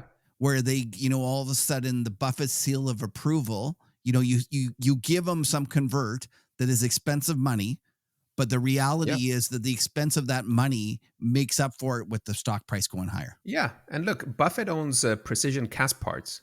And I think Precision was very dependent on Boeing, is very dependent on Boeing. Right. So if I were him, I'm surprised he didn't take a stake in it. But here you go. I think maybe it happens. Why not? I would love to see Buffett on the register. He might be more worried about the economy and a flush in the market, and that he thinks he might get it cheaper. He might get it in a crisis. Maybe. Because let's face it, he's got a lot of cash. Okay. Shrub, it's been a pleasure having you. We're not going to let you off, though, without getting your opinion on a triple B, as I like to call it. And this is a new band, a new book, or a new broadcast. And a broadcast could be a podcast, could be a TV show, could be whatever you want, that you recently stumbled upon that's gathered your interest and you're kind of obsessed with. Yeah, you're going to go crazy with this. So when I wrote my thing on the yen, I was at the gym afterwards, and in popped on my playlist a song called Yen by, wait for it, Slipknot. There's something called Yen? I'm not joking. They have a song called Yen. and then when I'm like, oh my God, I got excited. And because I'm like, well, I just wrote a piece long yen. So that's like, this is really bullish yen. I was trying to read into it. Like, I mean, it just literally popped on my playlist, and it's Slipknot. Oh my goodness. But listen to this, the worst part though. And then when you read the lyrics though, you're like, oh my God, I think I got in the wrong trade. It's like, you're the sin that I've been waiting for. The hands around my throat. So I'm like, oh God. So when I read that, it's like, I'm only gonna stick to puts. I'm only gonna put the premium I can afford to lose, and that's it. Oh, that's okay. So basically, the Slipknot song has made you scared of the trade. That's basically what happened. Yeah, because the last, it even has a line in it that says, "I died for you." Oh gosh. So I'm like, you know what? Okay, that's it. Limiting the premium to X% of my portfolio, and that's it. So that song popped up, and it just made me risk manage my expectations and my portfolio. You don't need a risk manager. You just need the Spotify serving up the right songs. All right, exactly. Shrub, why don't you tell people about where, if they wanted to chat with you or wanted to learn about your stuff or subscribe to your terrific letter, where they find you? Yeah, so I'm on Twitter. I'm Le Shrub, and then I write the Shrub Stack, which is www.shrubstack.com, where I just write whenever there's something to write about, and it is my trading diary, and I try to make it fun because we need to laugh, especially in a market like this. We have to have a sense of humor, right? Right. And listen, it's absolutely terrific. Not often can you get somebody of your quality that's sharing their thoughts. And so I just want to thank you from that perspective. And thank you again for being on the show and taking time for us. And I really appreciate it. Thank you so much. It's been a pleasure. All right, Patrick, it's time for talking charts. It's a good one. You got a lot to say, I imagine. Let's dive in, bud, because there's just tons. Okay, let's quickly go through the top 3 things we were watching. Obviously, European financial plumbing, complete non-starter. I was like, but yet there's huge movement over there, but there hasn't been. Yeah, but listen, the plumbing's no issue. I was wrong. Okay, so FOMC, and I mean, in the end, what's interesting actually is Powell's comments just the other day. Yeah, he actually moved markets more yesterday than he did during the FOMC. Right, and it's because he had a bit of a hawkish tone here. I'll just quickly pull this up, but like you can see here on the Fed watch, it's now like a 37%, 38% chance that he doesn't move. Yeah, plus and that was a sure cut. Like that was like a month ago. That was baked fully in. Yeah, well, shit. 3 months ago or 6 months ago, I think there might have been a chance of a 50 in there. Absolutely, like, shows you how sentiment can change. And you think it's purely just that the economics just keep the numbers. Yeah, like if you go look, my favorite one is the Citibank Economic Surprise Index. Yeah, and the reason I like that is because it's showing you versus expectations how the numbers are coming in. And so if I look at the Citibank Economic Surprise Index, I'm just pulling it up. Back in August, it was minus 44, meaning that the numbers were coming in worse than everyone expected. It's gone. We just ticked at a new high. We're 44. Yeah. We've round tricked from minus 44 to positive 44. And by the way, if you want something that actually is a coincidental indicator of yields, follow this because you can just overlay the two.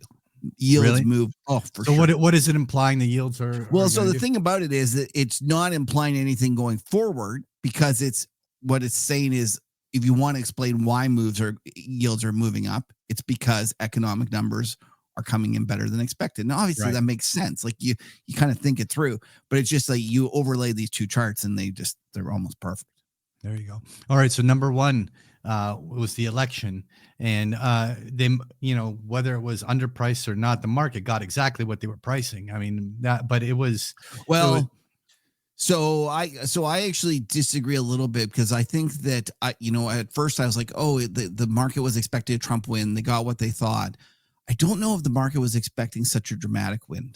I don't know if you feel the same way. But the problem is that a dramatic win versus a win, if it was either going to be a sweep or wasn't going to be a sweep, and if it's being a little bit more dramatic, I don't see how that dynamically changes, market expectation. Anyway, point is, I actually do think it changes market expectations because think about this, Patrick. Let's imagine it was close.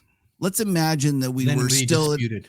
And there was the possibility to dispute it, or let's even imagine that he wins. Was always the concern. Well, and I also think that the fact is he won the electoral college vote, but he also won the popular vote, and I think that gives him an extra, mandate, an ability to kind of say, no, look, the people have spoken, and rightfully so. A majority of Americans have voted him in. He has a mandate to do what he wants, and I think from that perspective, I think it's great. In terms of whoever won, it's nice for them to win both the kind of the popular vote and also the college vote. Right. Because nothing's worse when you have that situation where they say, oh, no, it's a symptom of this, system that doesn't work and stuff like that. At least now there's no sort of like claim that he's not legitimate. He's legitimate. That's who the Americans voted in. Right. And we'll talk about the market impact because I'm much more interested in now we know the results. So what's next, right? Like where Okay. what are the knock-on effects now for the rest of the year, or even in the years to come, from the fact that this is the way the administration has moved, the government has moved, and what are going to be the impacts. So we'll talk about it in a moment. One of the things that was first, let's talk about the top 3 things to watch over the next 2 weeks for the remainder of November. And number 3, I put the US dollar. And okay, make a cheap shot for a moment. No, because actually I agree with you. It is important. It's Okay. hugely important. All right, it deserves to be in there. It doesn't deserve to be in there every week like you want to put it in, but it deserves to be in there this week. Okay.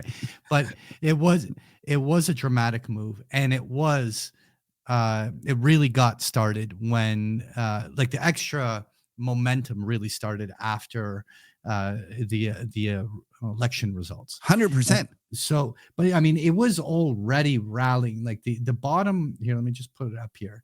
But the bottom of the US dollar came in back in actually late September, in the first days of October. And so if you actually put it like the rally that happened before the elections was a 4.5% move. So really the bigger part of the move, this was about a 3.5% move after the elections. So the bigger move actually came in first reflexively from a very oversold dollar, but then definitively it rallied to multi-year highs. And so we're now traded back up to 107, where the 2023 highs. And now we're at a really important inflection point, because, this sideways trade range is either going to remain and it's going to reject here, or some US dollar breakout's going to happen. And usually when a breakout, not usually, almost always when a breakout happens like that, it doesn't just stop in 1 or 2 weeks. And it often can be the beginning of a multi-month trend. And so if 107 does not become the ceiling of the dollar, then is 110, 114, the highs from 2022 around 115, or like what's the next area? And more importantly, what currency will drive it? Like, it's clearly the euro is the big one. Like the renminbi is not in the basket, which has been moving, but the euro is the one that has had the biggest. By the way, this is a weekly chart, so we're talking like really kind of longer term here, but the euro's been 100% where the biggest dollar index impact has come from. And the question here, is the euro destined for parity, or even back to 95 cents where it was back in 2022? Your turn. What are you thinking? I have no view on the euro. I'm back to Okay. loving my yen, and I hate my Canadian dollar. You're loving your yen. So, okay. So I love it. It's awesome. And I understand why everyone, to me, this is the Japanese investors rushing back into the trade of buying American assets because they're convinced that Trump is going to be great for this, for the economy, for the stock market. And I think that this is an absolutely terrific setup for the yen. I love it. But I'm not going to say the same about set this up for me, okay? Because you're not making a short-term call here. No, I will also make a short-term call now. I hear what you're saying. Like, a lot of times I'm always loving it. It's a question of how much I love it, and I really love it here. I think it's awesome. So now the one reason why I think today's reversal candle is important is because the dollar hit a major resistance level after finishing these moves. So this is actually naturally where the dollar should be pulling back, and therefore all cross currencies should do well for this. Now, that means today could be where a multi-week trend happens, and we could easily get back to 150. And so there is definitely a short-term move that can happen, and it's completely logical why it would. But the bigger question is, can the yen buck the trend if the U.S. what if the U.S. dollar index, all it does is a consolidation flag, which is not uncommon. It just takes a pause after hitting a major overhead resistance, sets up, and then blast to fresh highs. Now, if we have a euro breaking down below 105, the dollar index above 107, you still believe under that environment that the yen could kind of decouple from the natural dollar like old cross currency 100%. correlate? 100%. Okay. All right. So I like it. I like it. It's a bold call. It's a bold call. I'll just highlight something. I remember I used to talk about the currency whisperer that I would chat with, and I haven't heard from him in a while. If you're listening, I'd love to hear what you're thinking about the stock, about the currency of the dollar right now. But I got a new guy that I chat with, and I'm going to call him the currency guru. Ooh. And the currency guru, I was asking him the other day because he was highlighting the fact that the Japanese have mentioned that if the yen moves more than 10 handles in a month, that's kind of their point where they intervene. They think it's excessive. Okay. And he also highlighted the fact that if they use the word urgency, that's considered code word for intervention. I think we're on the cusp of intervention in the yen.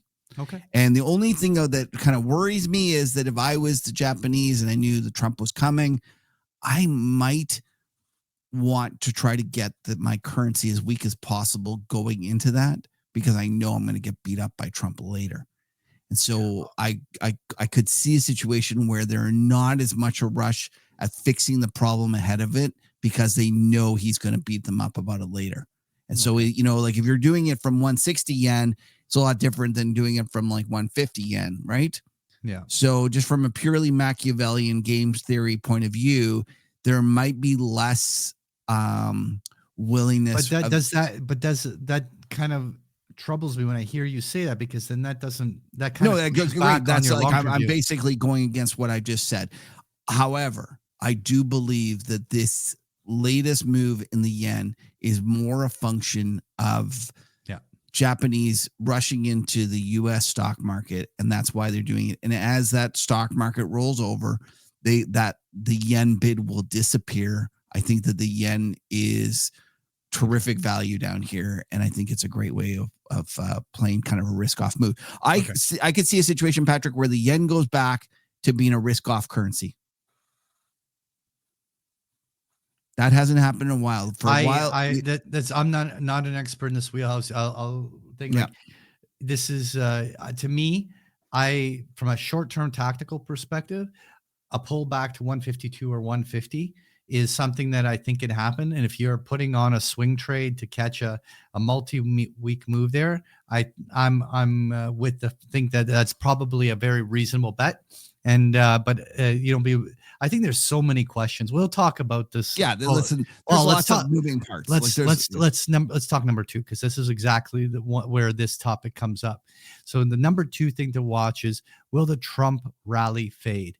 Like clearly, the animal spirits, like the very definition of animal spirits, was literally what arose over the last several weeks in this post-election period, and it really was a scenario where there was monstrous anxiety, over hedging, everyone worried about all these different scenarios.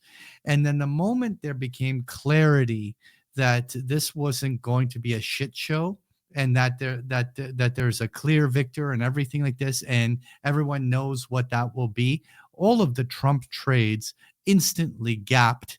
And there was this euphoria, and all of these traders that realized they weren't positioned for this.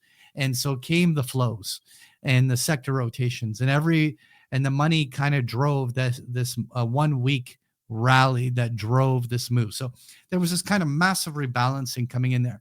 But now the dust is settling, and the question becomes, does that entire rally fade, or is it started a new trend where maybe 6,200 or higher is coming in on the S&P 500 going into, let's say, the U.S. Thanksgiving, and that's a big thing to watch. So what's your frame on the Trump trades? Patrick, it feels to me like this has been such a rush into it, and actually into the U.S. And actually, you go look at Eric Balchunas from Bloomberg. He's had a lot of great stats about how much money has flowed into the ETF market. It's off the charts. It is absolutely obscene. And when I see Bill Ackman, who, by the way, I was trying to find this tweet and I was having to go through his tweet. This guy, like, Jesus Christ, does he do any actual investing anymore? Like, the amount of tweets this guy does is unbelievable. I thought I was going to be able to find this, and I literally had to scroll through, like, 20 pages. Yeah, I couldn't believe this. He just says the business community is giddy with excitement about the real Donald Trump administration. I'm hearing from everyone, including from people who didn't vote for Trump. Business confidence is a self-fulfilling prophecy. Business leaders are becoming more confident. Yada, yada, yada. Okay. So I'm not disagreeing that this is happening, but, like, let's remember this is Bill Ackman. Like, let's think about all the times that he's gone up and made a very emotional statements on TV or whatever, right? Really ask yourself if you want to be buying because Bill Ackman is long. I would suggest it. Anyways, my point is this is very frothy, Patrick. Very frothy. Lots of people are in. I guess you want me to change the subject because you're trying to get Bill Ackman on Macro Voices, but I probably ruined that for you.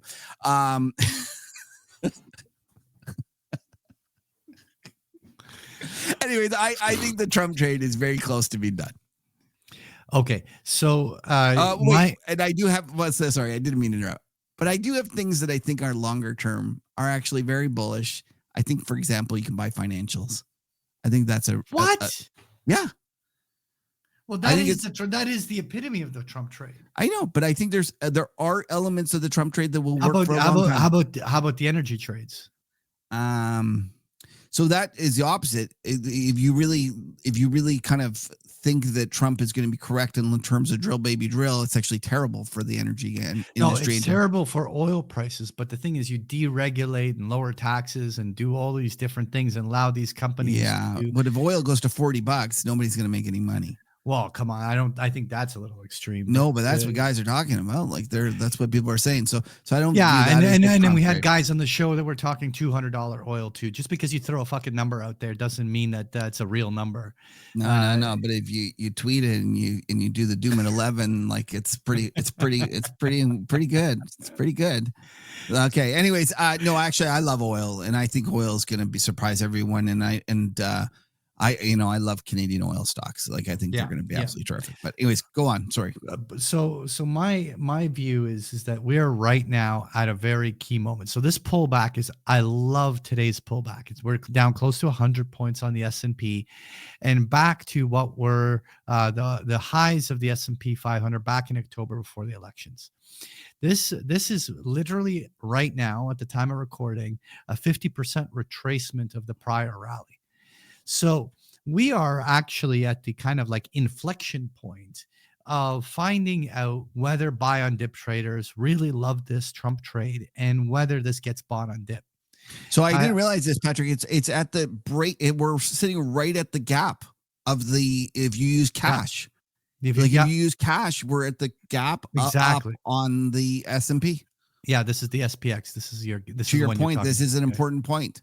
Yeah, this is a key thing. And so my view is that if this is a buy on dip, and if the flows are going to continue to build on this, then we should see the buy on dip traders come in literally at these levels. It might not be immediately today or on Monday morning, but generally these levels should be where buy on dip traders behave.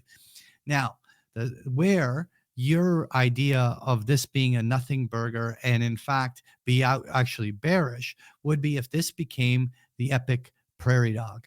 And that would be the 6,000 run number, which I talked about with my members quite a bit, saying that, the markets love to gravitate to these round numbers. Can you imagine the entire Trump trade being completely faded because nobody would see that coming? And if that happened and it could not rally, that could actually open the window for a correction. Now, I'm not predicting actually that this is going to happen, but I'll tell you, we're at that inflection point. This is either going to get bought on dip on today's correction, or there's going to be a lot of people that drank way too much Trump Kool-Aid, and they're good, and the hangover is going to. I don't even think it's solely the Trump Kool-Aid, Patrick. It's also year-end flows. Like, I've seen a lot of people argue that even without Trump, we would have rallied. Stop it. This was everybody getting giddy. There was the animal spirits. Like everyone just like was You think it's so all Trump? the rally in the last week. Absolutely. Well, I think there was some element of This seasonality in there too. This entire rally was the market having monstrous amounts of anxiety, huge amounts of hedges outstanding. You had your Vanna effects and all these other things, and suddenly it's clear, it's known. Everyone's holy shit, I'm not positioned for this, and everyone fucking had to go. You could be. I hope you're right. Yeah. And to your point, Patrick, I completely agree. I don't know anyone that is calling for December to be down. No one. Nobody. Like I know no one. I just listened to Jim Carson, smart guy, telling us how vol is supplied, and therefore, if you're going to be bearish, it's going to be bearish. You're going to be bearish in first couple of weeks of January. Nobody is expecting a bad December, and so can you imagine if it happens? Holy shit! No. Well, but you know what? I actually think a bad December can happen. But my view, my view is that we still actually have one leg rally up to 6,200 and then have a surprise bad December. You can't off do of that. You can't tease us with all this bearishness and then tell us we're going to 6,200 No, into I'm December. not bearish. I said the buy on dip traders have to buy the dip right now. I was going to get the Counting Crows to make you a song. Really? Like instead of a long December, a bad December. That would have been for you, buddy. That would be great. Look, in the much bigger picture, think that there's still plenty of room for this market to have a bearish outcome. Because, okay, let's talk about, do you think bonds can go higher too? Yeah, I do. Yeah, I do. Well, talk about consensus. Okay, so let's talk about. Let's talk about where this is a problem. This is a problem. People actually agree with me now, and now all of a sudden you can't make fun of me anymore because actually all the doom guys are in my camp. Yeah. And so I am actually very concerned about this development. Very concerned. So what are the crowded trades? I'm going to take the knee on me calling it. I was looking at the Goldman's report thing. I forgot which guy publishes, but he announced the crowded trades. Crowded trade was long dollar, long financials, long crypto proxies, and short volatility. And you think short volatility is that's what they trade? said, not me. That's what Tony P. Is this Tony P? No, what was it? Garrett something. There's a couple of guys from GS that do that. Okay, anyways, go on. Sorry. So anyway, but that's their list of crowded trades. But then the not crowded trades were long energy, long European equity, long China, and long index downside, which is basically I don't disagree. Short, yeah, right? Like that's and actually the financials, that's what scares the shit out of me, Patrick, is that I feel like I'm consensus. I feel like I'm a mope. And the one thing the market does best is that it provides the mistaken air of confidence before the consumption of humility. And you've been practicing that came off your lips very well. Yeah, thank you very much. It's actually one of my favorites. But the thing is that and this is to the spirit of the point that we're talking about is that will the Trump rally fade? But more importantly, is this that peak euphoria that where everything becomes so evident that you're so sure that these trends are the ones that will be there, that this is the moment where everyone's got it wrong and they all fade? I'm with you. I'm actually more willing to entertain that idea than you are. More than me? Yeah, because you just told me we're going back to 6,200. I still look. I love the idea of this all fading. I just am not so sure it started fading today. Like okay, I know, but you're saying that my view is that I think it could be a Thanksgiving surprise. It's going to be some sort of Thanksgiving turkey that's gone bad. It's one. Somebody left the turkey out and it's frosted. Exactly. Let's try to cook it anyways, Patrick. Let's see. Absolutely. No, but it could be a bad Thanksgiving turkey. Like it could be one of those scenarios where we rally in. The Black Friday is not as black as everyone wants it, or something. I don't know. Or maybe number one, which is Nvidia, disappoint. Who knows what it's about to be? Oh yeah. Wait, we got to talk about our top three. So let's get to it. Let's go to it. So number one Nvidia, right? And it's going to be, the interesting part, it's okay. I know that the other Mag 7s in many ways are even bigger than Nvidia, but the thing is Nvidia's earnings happens to sit all alone. Like, yeah, all the others are clustered within a couple of days of each other, and Nvidia, who has been the overall outperformer over the last 2 years by a long shot, suddenly is going to report earnings at a key moment where sentiment is so important. And I'm not actually calling for Nvidia to miss. I know that there's people that think, but I'm much more neutral on it. But I do think what Nvidia does is going to be a big game changer. So if Nvidia, let's say, gets bought on dip, we gap to 150, and this thing's going to 160, then the S&P is going to 6,200. Okay, can I jump in here? Yes. I'm going to tell you, if you go look, I include in my weekly wrap up every week this implied forward volatility of the S&P 500. So you can see what they're expecting day by day going forward. And you can see the days where they priced in a higher implied volatility. And you can see things like, obviously, you'll have the unemployment report or the CPI report. One of the biggest ones out there, Patrick, is Nvidia. And to your point, the Nvidia earnings, it's actually priced into the S&P curve. And to your point, no other stocks are priced in there. They don't care about Microsoft. They don't care about Google. There is no extra premium priced into the index options for those particular Mag 7s. So you are spot on correct that Nvidia is hugely important. Second point, there was an article in Bloomberg, and it's like OpenAI, Google, and Anthropic struggle to build more advanced AI. And you can see that this article in the Bloomberg is starting to kind of throw the first shades of doubt, and stuff like that. And we've seen this on other people. It's not like that this is new. I've read of, many different guys. I remember reading a month ago that guys were saying, oh, this is the top, and that they're actually watching the GPU prices. And they're like, this is it. This is the absolute madness. And to top it all off, Patrick, you know what's I find most amazing about all this? No.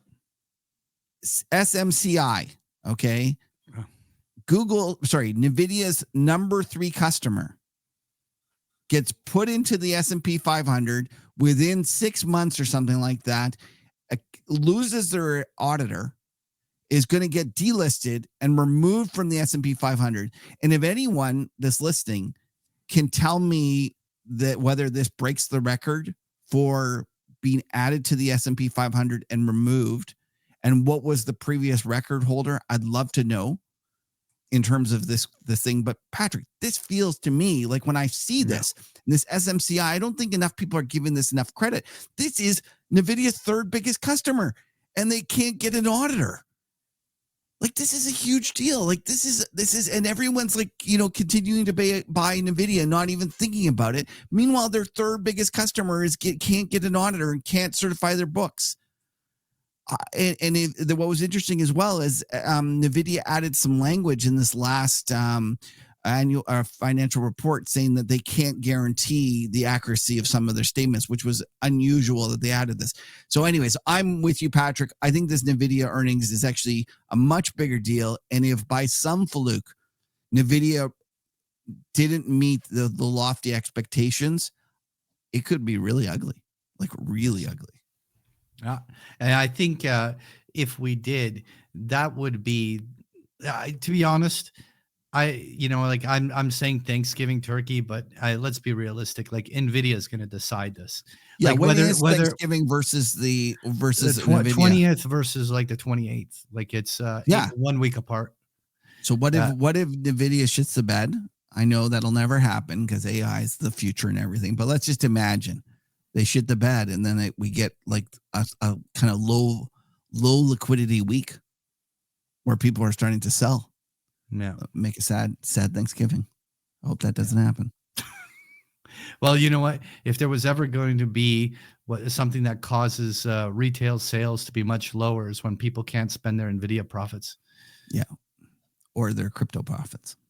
Oh, crypto profits. Are we going to talk about that? Sure. Okay. Let's do that. Okay. Anyway, that's the top three. And Nvidia is important, and it's going to decide a lot. Okay, so let's talk crypto for a moment. But Bitcoin, wow, wow, like uh, uh, me, I always my entire thesis was destroyed, which was my whole thing was that governments will never allow an alternative currency to work along with their fiat, and yet 100%. I agree with you, Patrick. I'm with you. Like now, all of a sudden, I always said that Bitcoin was not in the government's best interest. I still don't believe it is. They're introducing an alternative to the US dollar, and I think that that is a problem.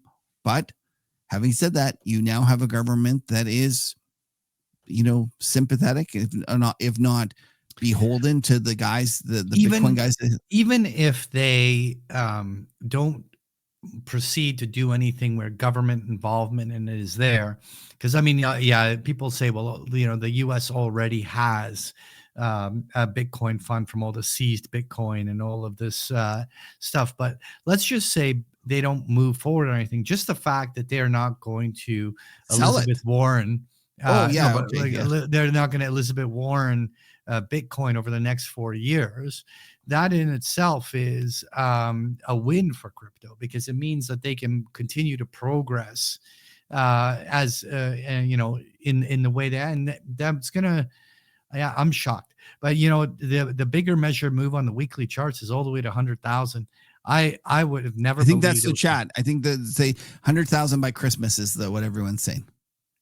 Yeah, well, 100,000 is the measured move technically. So okay, well, there you go. So Listen, I'm not in. Anything can and happen the moment now. I buy Yeah. is going to be the top. And so like everyone right now, the Bitcoins have it good because I'm flat.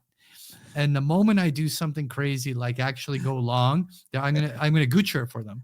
The Hawk Tua lady got long recently, Mister. Yeah, she recently just bought it, so maybe she'll be the top. I don't know.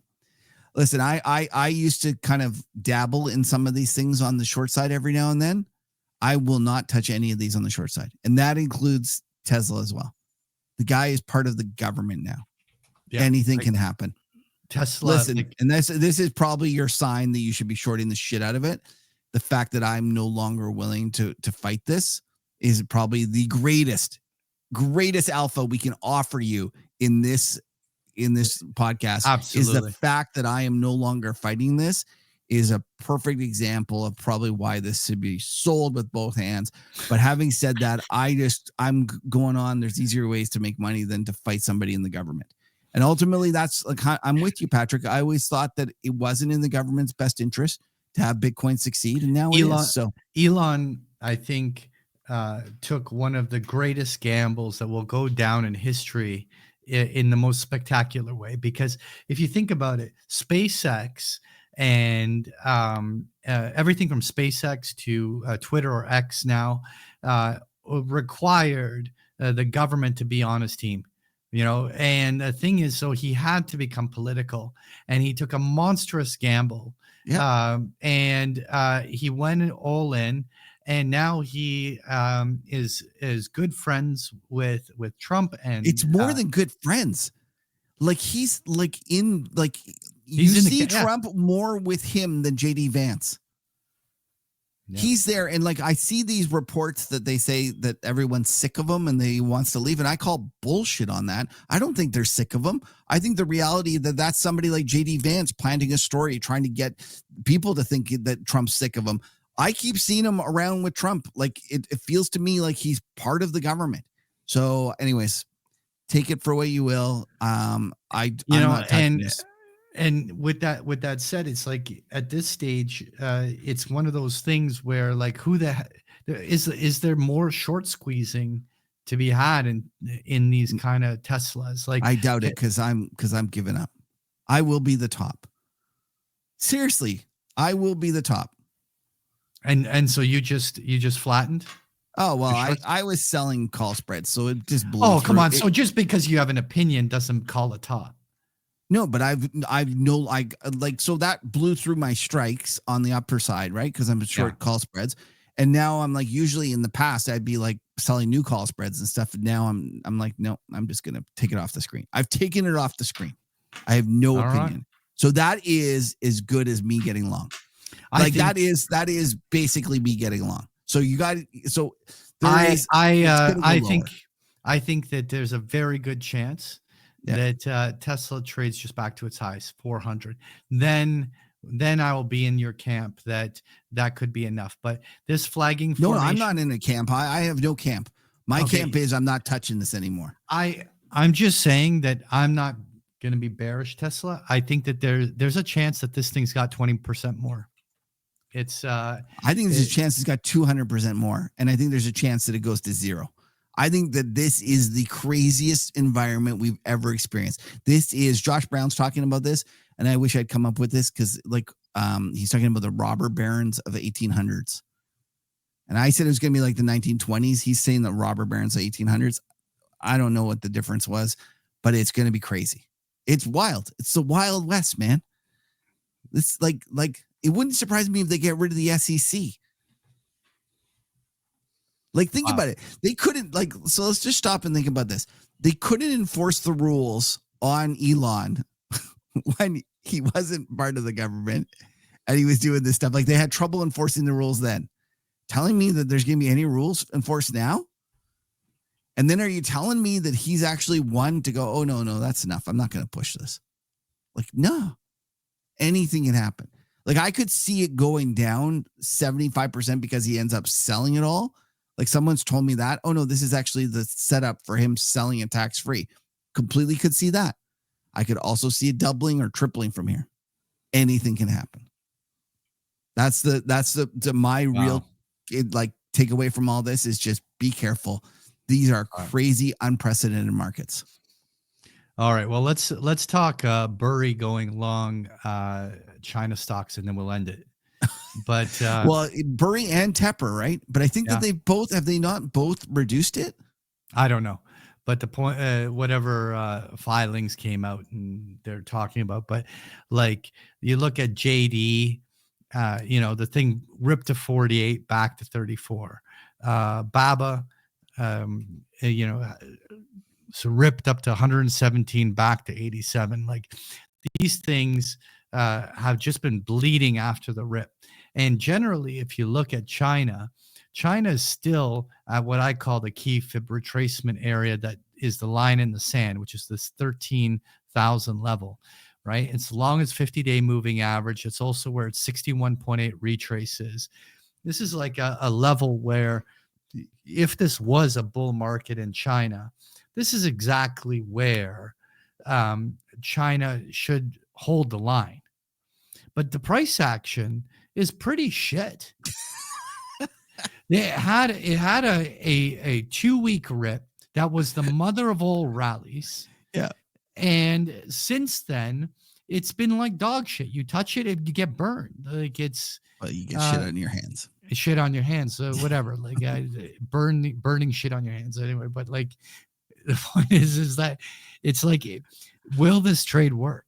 Like, they obviously put a big shot on it. I don't have any, into full disclosure, but this is one of the more interesting things I want to watch. Yeah, I'm probably more bullish long-term than you then. I am saying that it's got to hold the line here. Yeah. I'm not bearish. You're not bearish. I completely get it. I think that everyone was way too bullish too early. Like, I thought it was crazy. It was trading at just some stupid premium, like in terms of like they literally shut down their markets for a week, and then all the Western people took their markets to like 40% premiums or 50% premiums. Yeah. Like, some of this stuff never even traded that high in terms of what we implied of the prices. It never even traded like that in China. Yeah. I still think actually that a lot of their arguments that they made are correct. And I think that we got too excited too quickly, and now they're puking it on the other side. Okay. And I actually really think that Xi has written you a put, which was always Tepper's argument. Okay. So that is what I was saying. So I guess what I'm saying is I'm not sure it's going up tremendously, but I have a feeling it's not going to go down dramatically from here. Yeah. All right. So we're going to lightning round this. We can't have long conversations. We've already dragged too long. So I want to just lightning round a couple of things. Number one, crude oil, still the price action's really weak.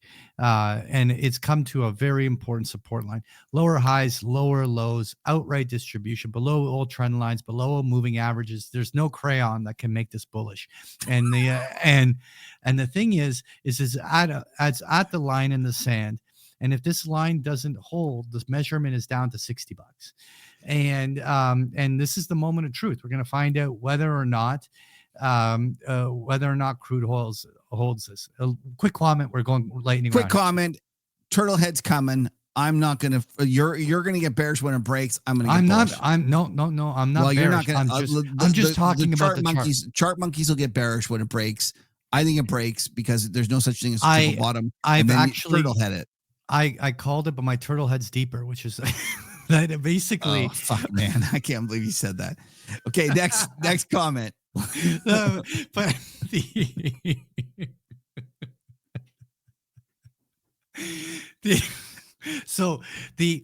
I think, like, look at the chart pattern here. I think that even though it breaks, it could go down to 60 and then just completely reverse, and that would be it would still be a deep breakdown. But the thing is that it doesn't have to be just like a small, $1 below these lows. I think we can easily wash out, because it could be like a bunch of stop losses down there, a bunch of stuff. I think that this price range on oil will be where the majority of the volume will trade. Even if we have a journey down below there, it'll be short-lived. So I'm with you on that camp. So we're just talking about how long and how. I'm not going to say the word. Okay, just go on. Next one. Copper. Dr. Copper. I was reading a Barclays report, and it was actually got me foaming at the mouth bullish. Like, I actually love the copper here. Yeah, well, this is ugly. I know it's like, an ugly chart, but I don't care. Fundamental story. It actually looks good. I think that the consolidation, the buy zones will be all in this $4 area. I mean, maybe it goes down to 375 where it traded along the lows in 2023, but we're much closer to the bottom end than the top. But the thing is how long do you have to wait for the bottom to form? The one thing we didn't talk about gold. The gold pullback was really nasty. I think that this is also a very important retracement area. We're literally at the 50% retracement of its prior rise. So this is like, everyone, what's going on? But like, look, when markets rise, they retrace. This is the normal thing. But this is the moment where we're going to find out whether or not, you wash out the leveraged weak hands that loaded up too much. It was so consensus that, gold can only go up. It could never correct. Remember, we talked about Josh Brown getting bullish. He's never bullish. We talked about Bank of America with their $3,000 target. Those were the top. In hindsight, it was obvious. Anyways, go on. My speculation is, it's an easy call to make because there's only 6 weeks left in the year. But I think for the rest of the year, 2,800 will be the high. The only question is there one more leg where this, let's say, zigzags its way down to 2,500 temporarily throughout December, or does it already establish a low? I'm in the long term still very bullish. I just think the rest of the year is going to shoot up in trade ranges and fake outs, and it's going to be. Go ahead. Sorry, I'm going to just quickly jump in here and say I think you're trading against the People's Bank of China. I think that the last thing they want is for it to take off, and that they're jerking the market around, that they can actually influence these things. They can walk away and not buy stuff. And I think when it looks the worst is when they'll be back buying it. So just when everyone's going to get bearish on it is when they'll come back and buy it. There you go. But look at the way platinum and palladium puked. Unbelievable. Like they look like full on breakouts and then just done. The other thing I want to touch on is uranium. And what's interesting is that while spot price uranium U308 still are like $79-$80, the U.UN took some love. Somebody leaned into this, like maybe it's Cuppy, but somebody's buying this thing, and like today's price action's not in there, but like we closed the discount, like it was at 10% well, today there was some news that Russia is curtailing it or something. I don't know. There's something going Point on. is there. that the discount on the spud is back to NAV. Like it's approaching there anyway. Yeah, It's, it's a bullish uranium stories back, no doubt. right. And so that was it. That's all I got. I don't want to talk about anything else. So Okay, let's call it a day. That's been a long one. Been a long week. So. Yeah, absolutely. Okay. Absolutely. So thanks for following us, folks. You guys know the drill. Patrick, where can they check you out? They can check me out. It's on my OnlyFans page. No. They can. I'd actually pay money. We should get we should get a little pool going for an OnlyFans. There you go. So you can follow me on Twitter, which I've started being more active on. Oh, you are? You've decided that the great Elon. Now, don't forget, when you talk about Elon Musk, you need to put great in front of it, and it needs to be capitalized. Really? Yeah. He referred that there was a recent announcement out of the White House, and it was the great Elon Musk with a capital G. Is that like being knighted? Is that like being knighted? It's kind of like Lord, instead for Americans, it's going to be great. It's kind of like the great Donald Trump and the great Donald Trump. I don't think you should be saying that. He's going to come No, I'm after just you. saying, like it's like the Great Gazoo. Oh my God! Yeah. Anyways, you can follow me on Twitter, and so tell people what your Twitter is there. My name. At Patrick Ceresna, and you can also follow my Patrick Ceresna YouTube channel. I have a you actually have a new video dropping out. I think Danny, it's today or tomorrow. When is it? It's already out, bud. Is he smoking a cigar for a change? No, for a change. I did a video talking about Warren Buffett's put selling. So he gets naked puts. Where is there? Naked puts. And so we talk about Warren Buffett's naked puts in the YouTube video. So check that out. And otherwise, big picture trading.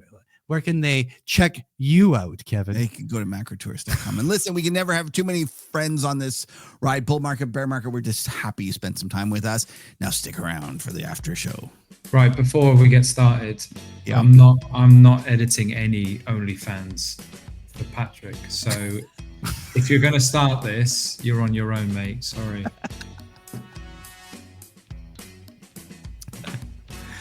He's going to need editing though, buddy. If there is ever a time when he needs editing, it's going to be for the OnlyFans part. Needs a fluffer. Oh, God. I'm not doing it. All right. I'm not doing it. This is definitely been an NSF one. Okay, let's do this beer. I'm going to this is going to be the highest rated sour that I've ever had. 3.5. No, it is going to be above 5. It is going to be a 5.9. Okay. Wow. Yeah. You were in my ballpark. I'm going to just go a little higher. I'm going to give it 6.3. Like, okay, you know what? I actually have had better sours than this, but it's above. I don't know. No, I wouldn't buy this again. No. 6.5, but wouldn't buy it again. No. Actually, hey, I actually never go under 5.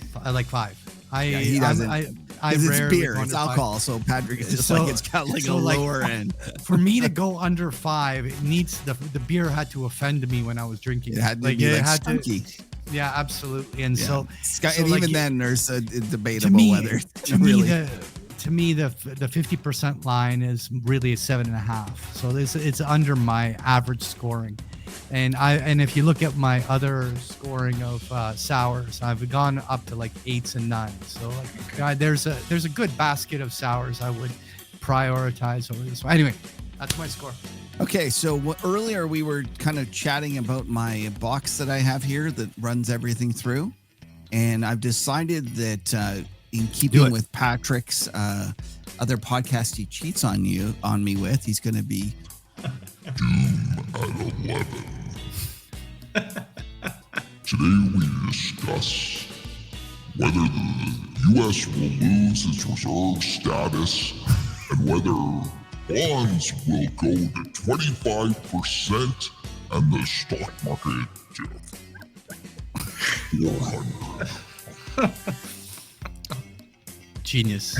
I love it. Oh. But use the other one. You had that really good. This one, the chipmunk. I have to admit, I really like the chipmunk too.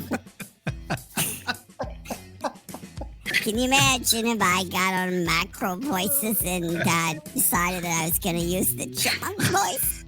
Eric's like, what's happened, Kevin? I'm like, it's my new voice. I have COVID. That's right. I have COVID. That's all. So, little raspy. All right, that's it.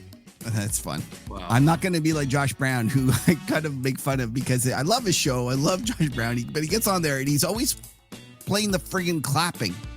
And it's really annoying to hear. And it's like, yeah, we get it. You got the box. Like he uses it every single show. It's like someone says something and he does the clapping. Here, let me see if I can find it. I think I have it as well. No, okay, that's good. I like it. You're like, no clapping. I'm with you. We're just going to stick with the voice. All right. Anything else new and exciting we want to chat about? Well, there is the Mike Tyson fight. Oh, yeah. So, okay, let's talk about this. This is fun. I had no idea. So there's, for those who don't know, Mike Tyson is fighting some 24-year-old YouTuber. If I got this right? Jake Paul or something. Yeah. And what do you guys think? I haven't been following. He's gonna get smushed. Who is Not Tyson. Jake Paul? Oh yeah. Yeah, I'm with you. I don't know. Jake fucking Tyson's a killer, man. Yeah. The guy's been in jail. Yeah. Like, he's got a tattoo on his fucking face. Like, you don't, you just don't get into a ring with someone who's been in jail and has a tattoo on his face. I don't care how old he is. He could be 95. I'm still not getting in the ring with him. You know what? It's a perfect publicity stunt because, you know, I don't actually think Jake will get hurt by losing. You know, he actually convinced him to have this fight. Brain caved in though. Like, absolutely. You're saying from a financial point of view, he's not going to get hurt. No, but I'm just saying that this makes him more. It's like the whole idea that there's no such thing as bad publicity. Like I think that he's. I'm sure it would do great things for big picture trading if you fought too. Would you do it? No. That's I don't my like point. I don't like getting punched in the face, but some people do. Now I wanted to know: is it free with your new Netflix, or do you have to pay extra on top of it? I think it's with Netflix, although I haven't really checked. I should probably check, but maybe just like a once-off cost or something. I mean, was Tyson that broke that he got? I guess so. He needed this payoff. I was watching Jimmy Kimmel and he had this. Mike Tyson was interviewed by some little girl, and she asked him about his legacy, and then he went into this huge diatribe that was just so depressing about how when you're dead, and you're basically just dust in the wind, and that there's no point worrying about it. And I was like, holy shit, dude! I just feel like getting into a warm bath. And with a razor blade, like this was the most depressing thing I'd ever heard. Like it was like I couldn't believe. I was like, dude, you're supposed to be a killer, and then like you're telling me this thing. I was actually a little concerned because I have wagered a little on good old. Oh, you what? I couldn't resist. It's fucking. What are the odds? What are the odds? It's 1.75. So like $100 pays 175. Okay. Like, so obviously. And then, by the way, Dave Portnoy was on the other side of my trade. He's saying this was the stupidest, easiest money he's ever seen to bet on Jake Paul. Oh my God. So I don't know. You got to market. I like it. It was fun to see someone on the other side because I was like, what? It seemed like the wrong price to me. Like if you had said even up, I wouldn't have bothered. I would have been like, okay, even up. That seems right. Like who knows what'll happen. But at 1.75, it feels like, I don't know. I feel like it's ageism. Yeah, maybe. It's all the young guys going, oh, who is this Mike Tyson after? Anyways. I'm rooting for the old guy just because he's an old guy. He bit someone's ear off. You know what? Listen, I have a personal trainer at the gym. I originally started with this 30-year-old kid, and I'm like, who the fuck are you telling me like what to do? I'm like 50 years old. Like, what, you know, you don't know so I got this trainer that's like 60 years old. And he's like this bus, but he's 60 and fucking he's epic. And like, I would put this guy up against any one of the fucking other personal trainers in that gym. Like I love old guys that are like built and stock. Like these guys are veterans. I think they got it's. I'm rooting for Mike. I'm rooting for Mike. Okay. Well, how about you? Well, for us old guys. I'm obviously in the Mike Tyson camp as well. What about you, Daniel? We'll leave you with that. Mike Tyson, of course. Oh, there we go. So listen, now I got all a wager. three of us now I got a wager. I'm all gonna go three of bet. us agree. When is the game? He's gonna lose. Or the fight? It's tonight. Oh my God! So I have to make the. Oh, I don't have time to bet. You got to figure it out. I'm sure you have a bookie. Just phone your bookie up. Yeah. Put 5 large on him. I'll take him for 5. A nickel. That's what the cool kids say. I'll take him for a nickel. Okay. On that note, everyone, have a great week. Go, Mike. Go. All right. Okay, Have a good one, everyone.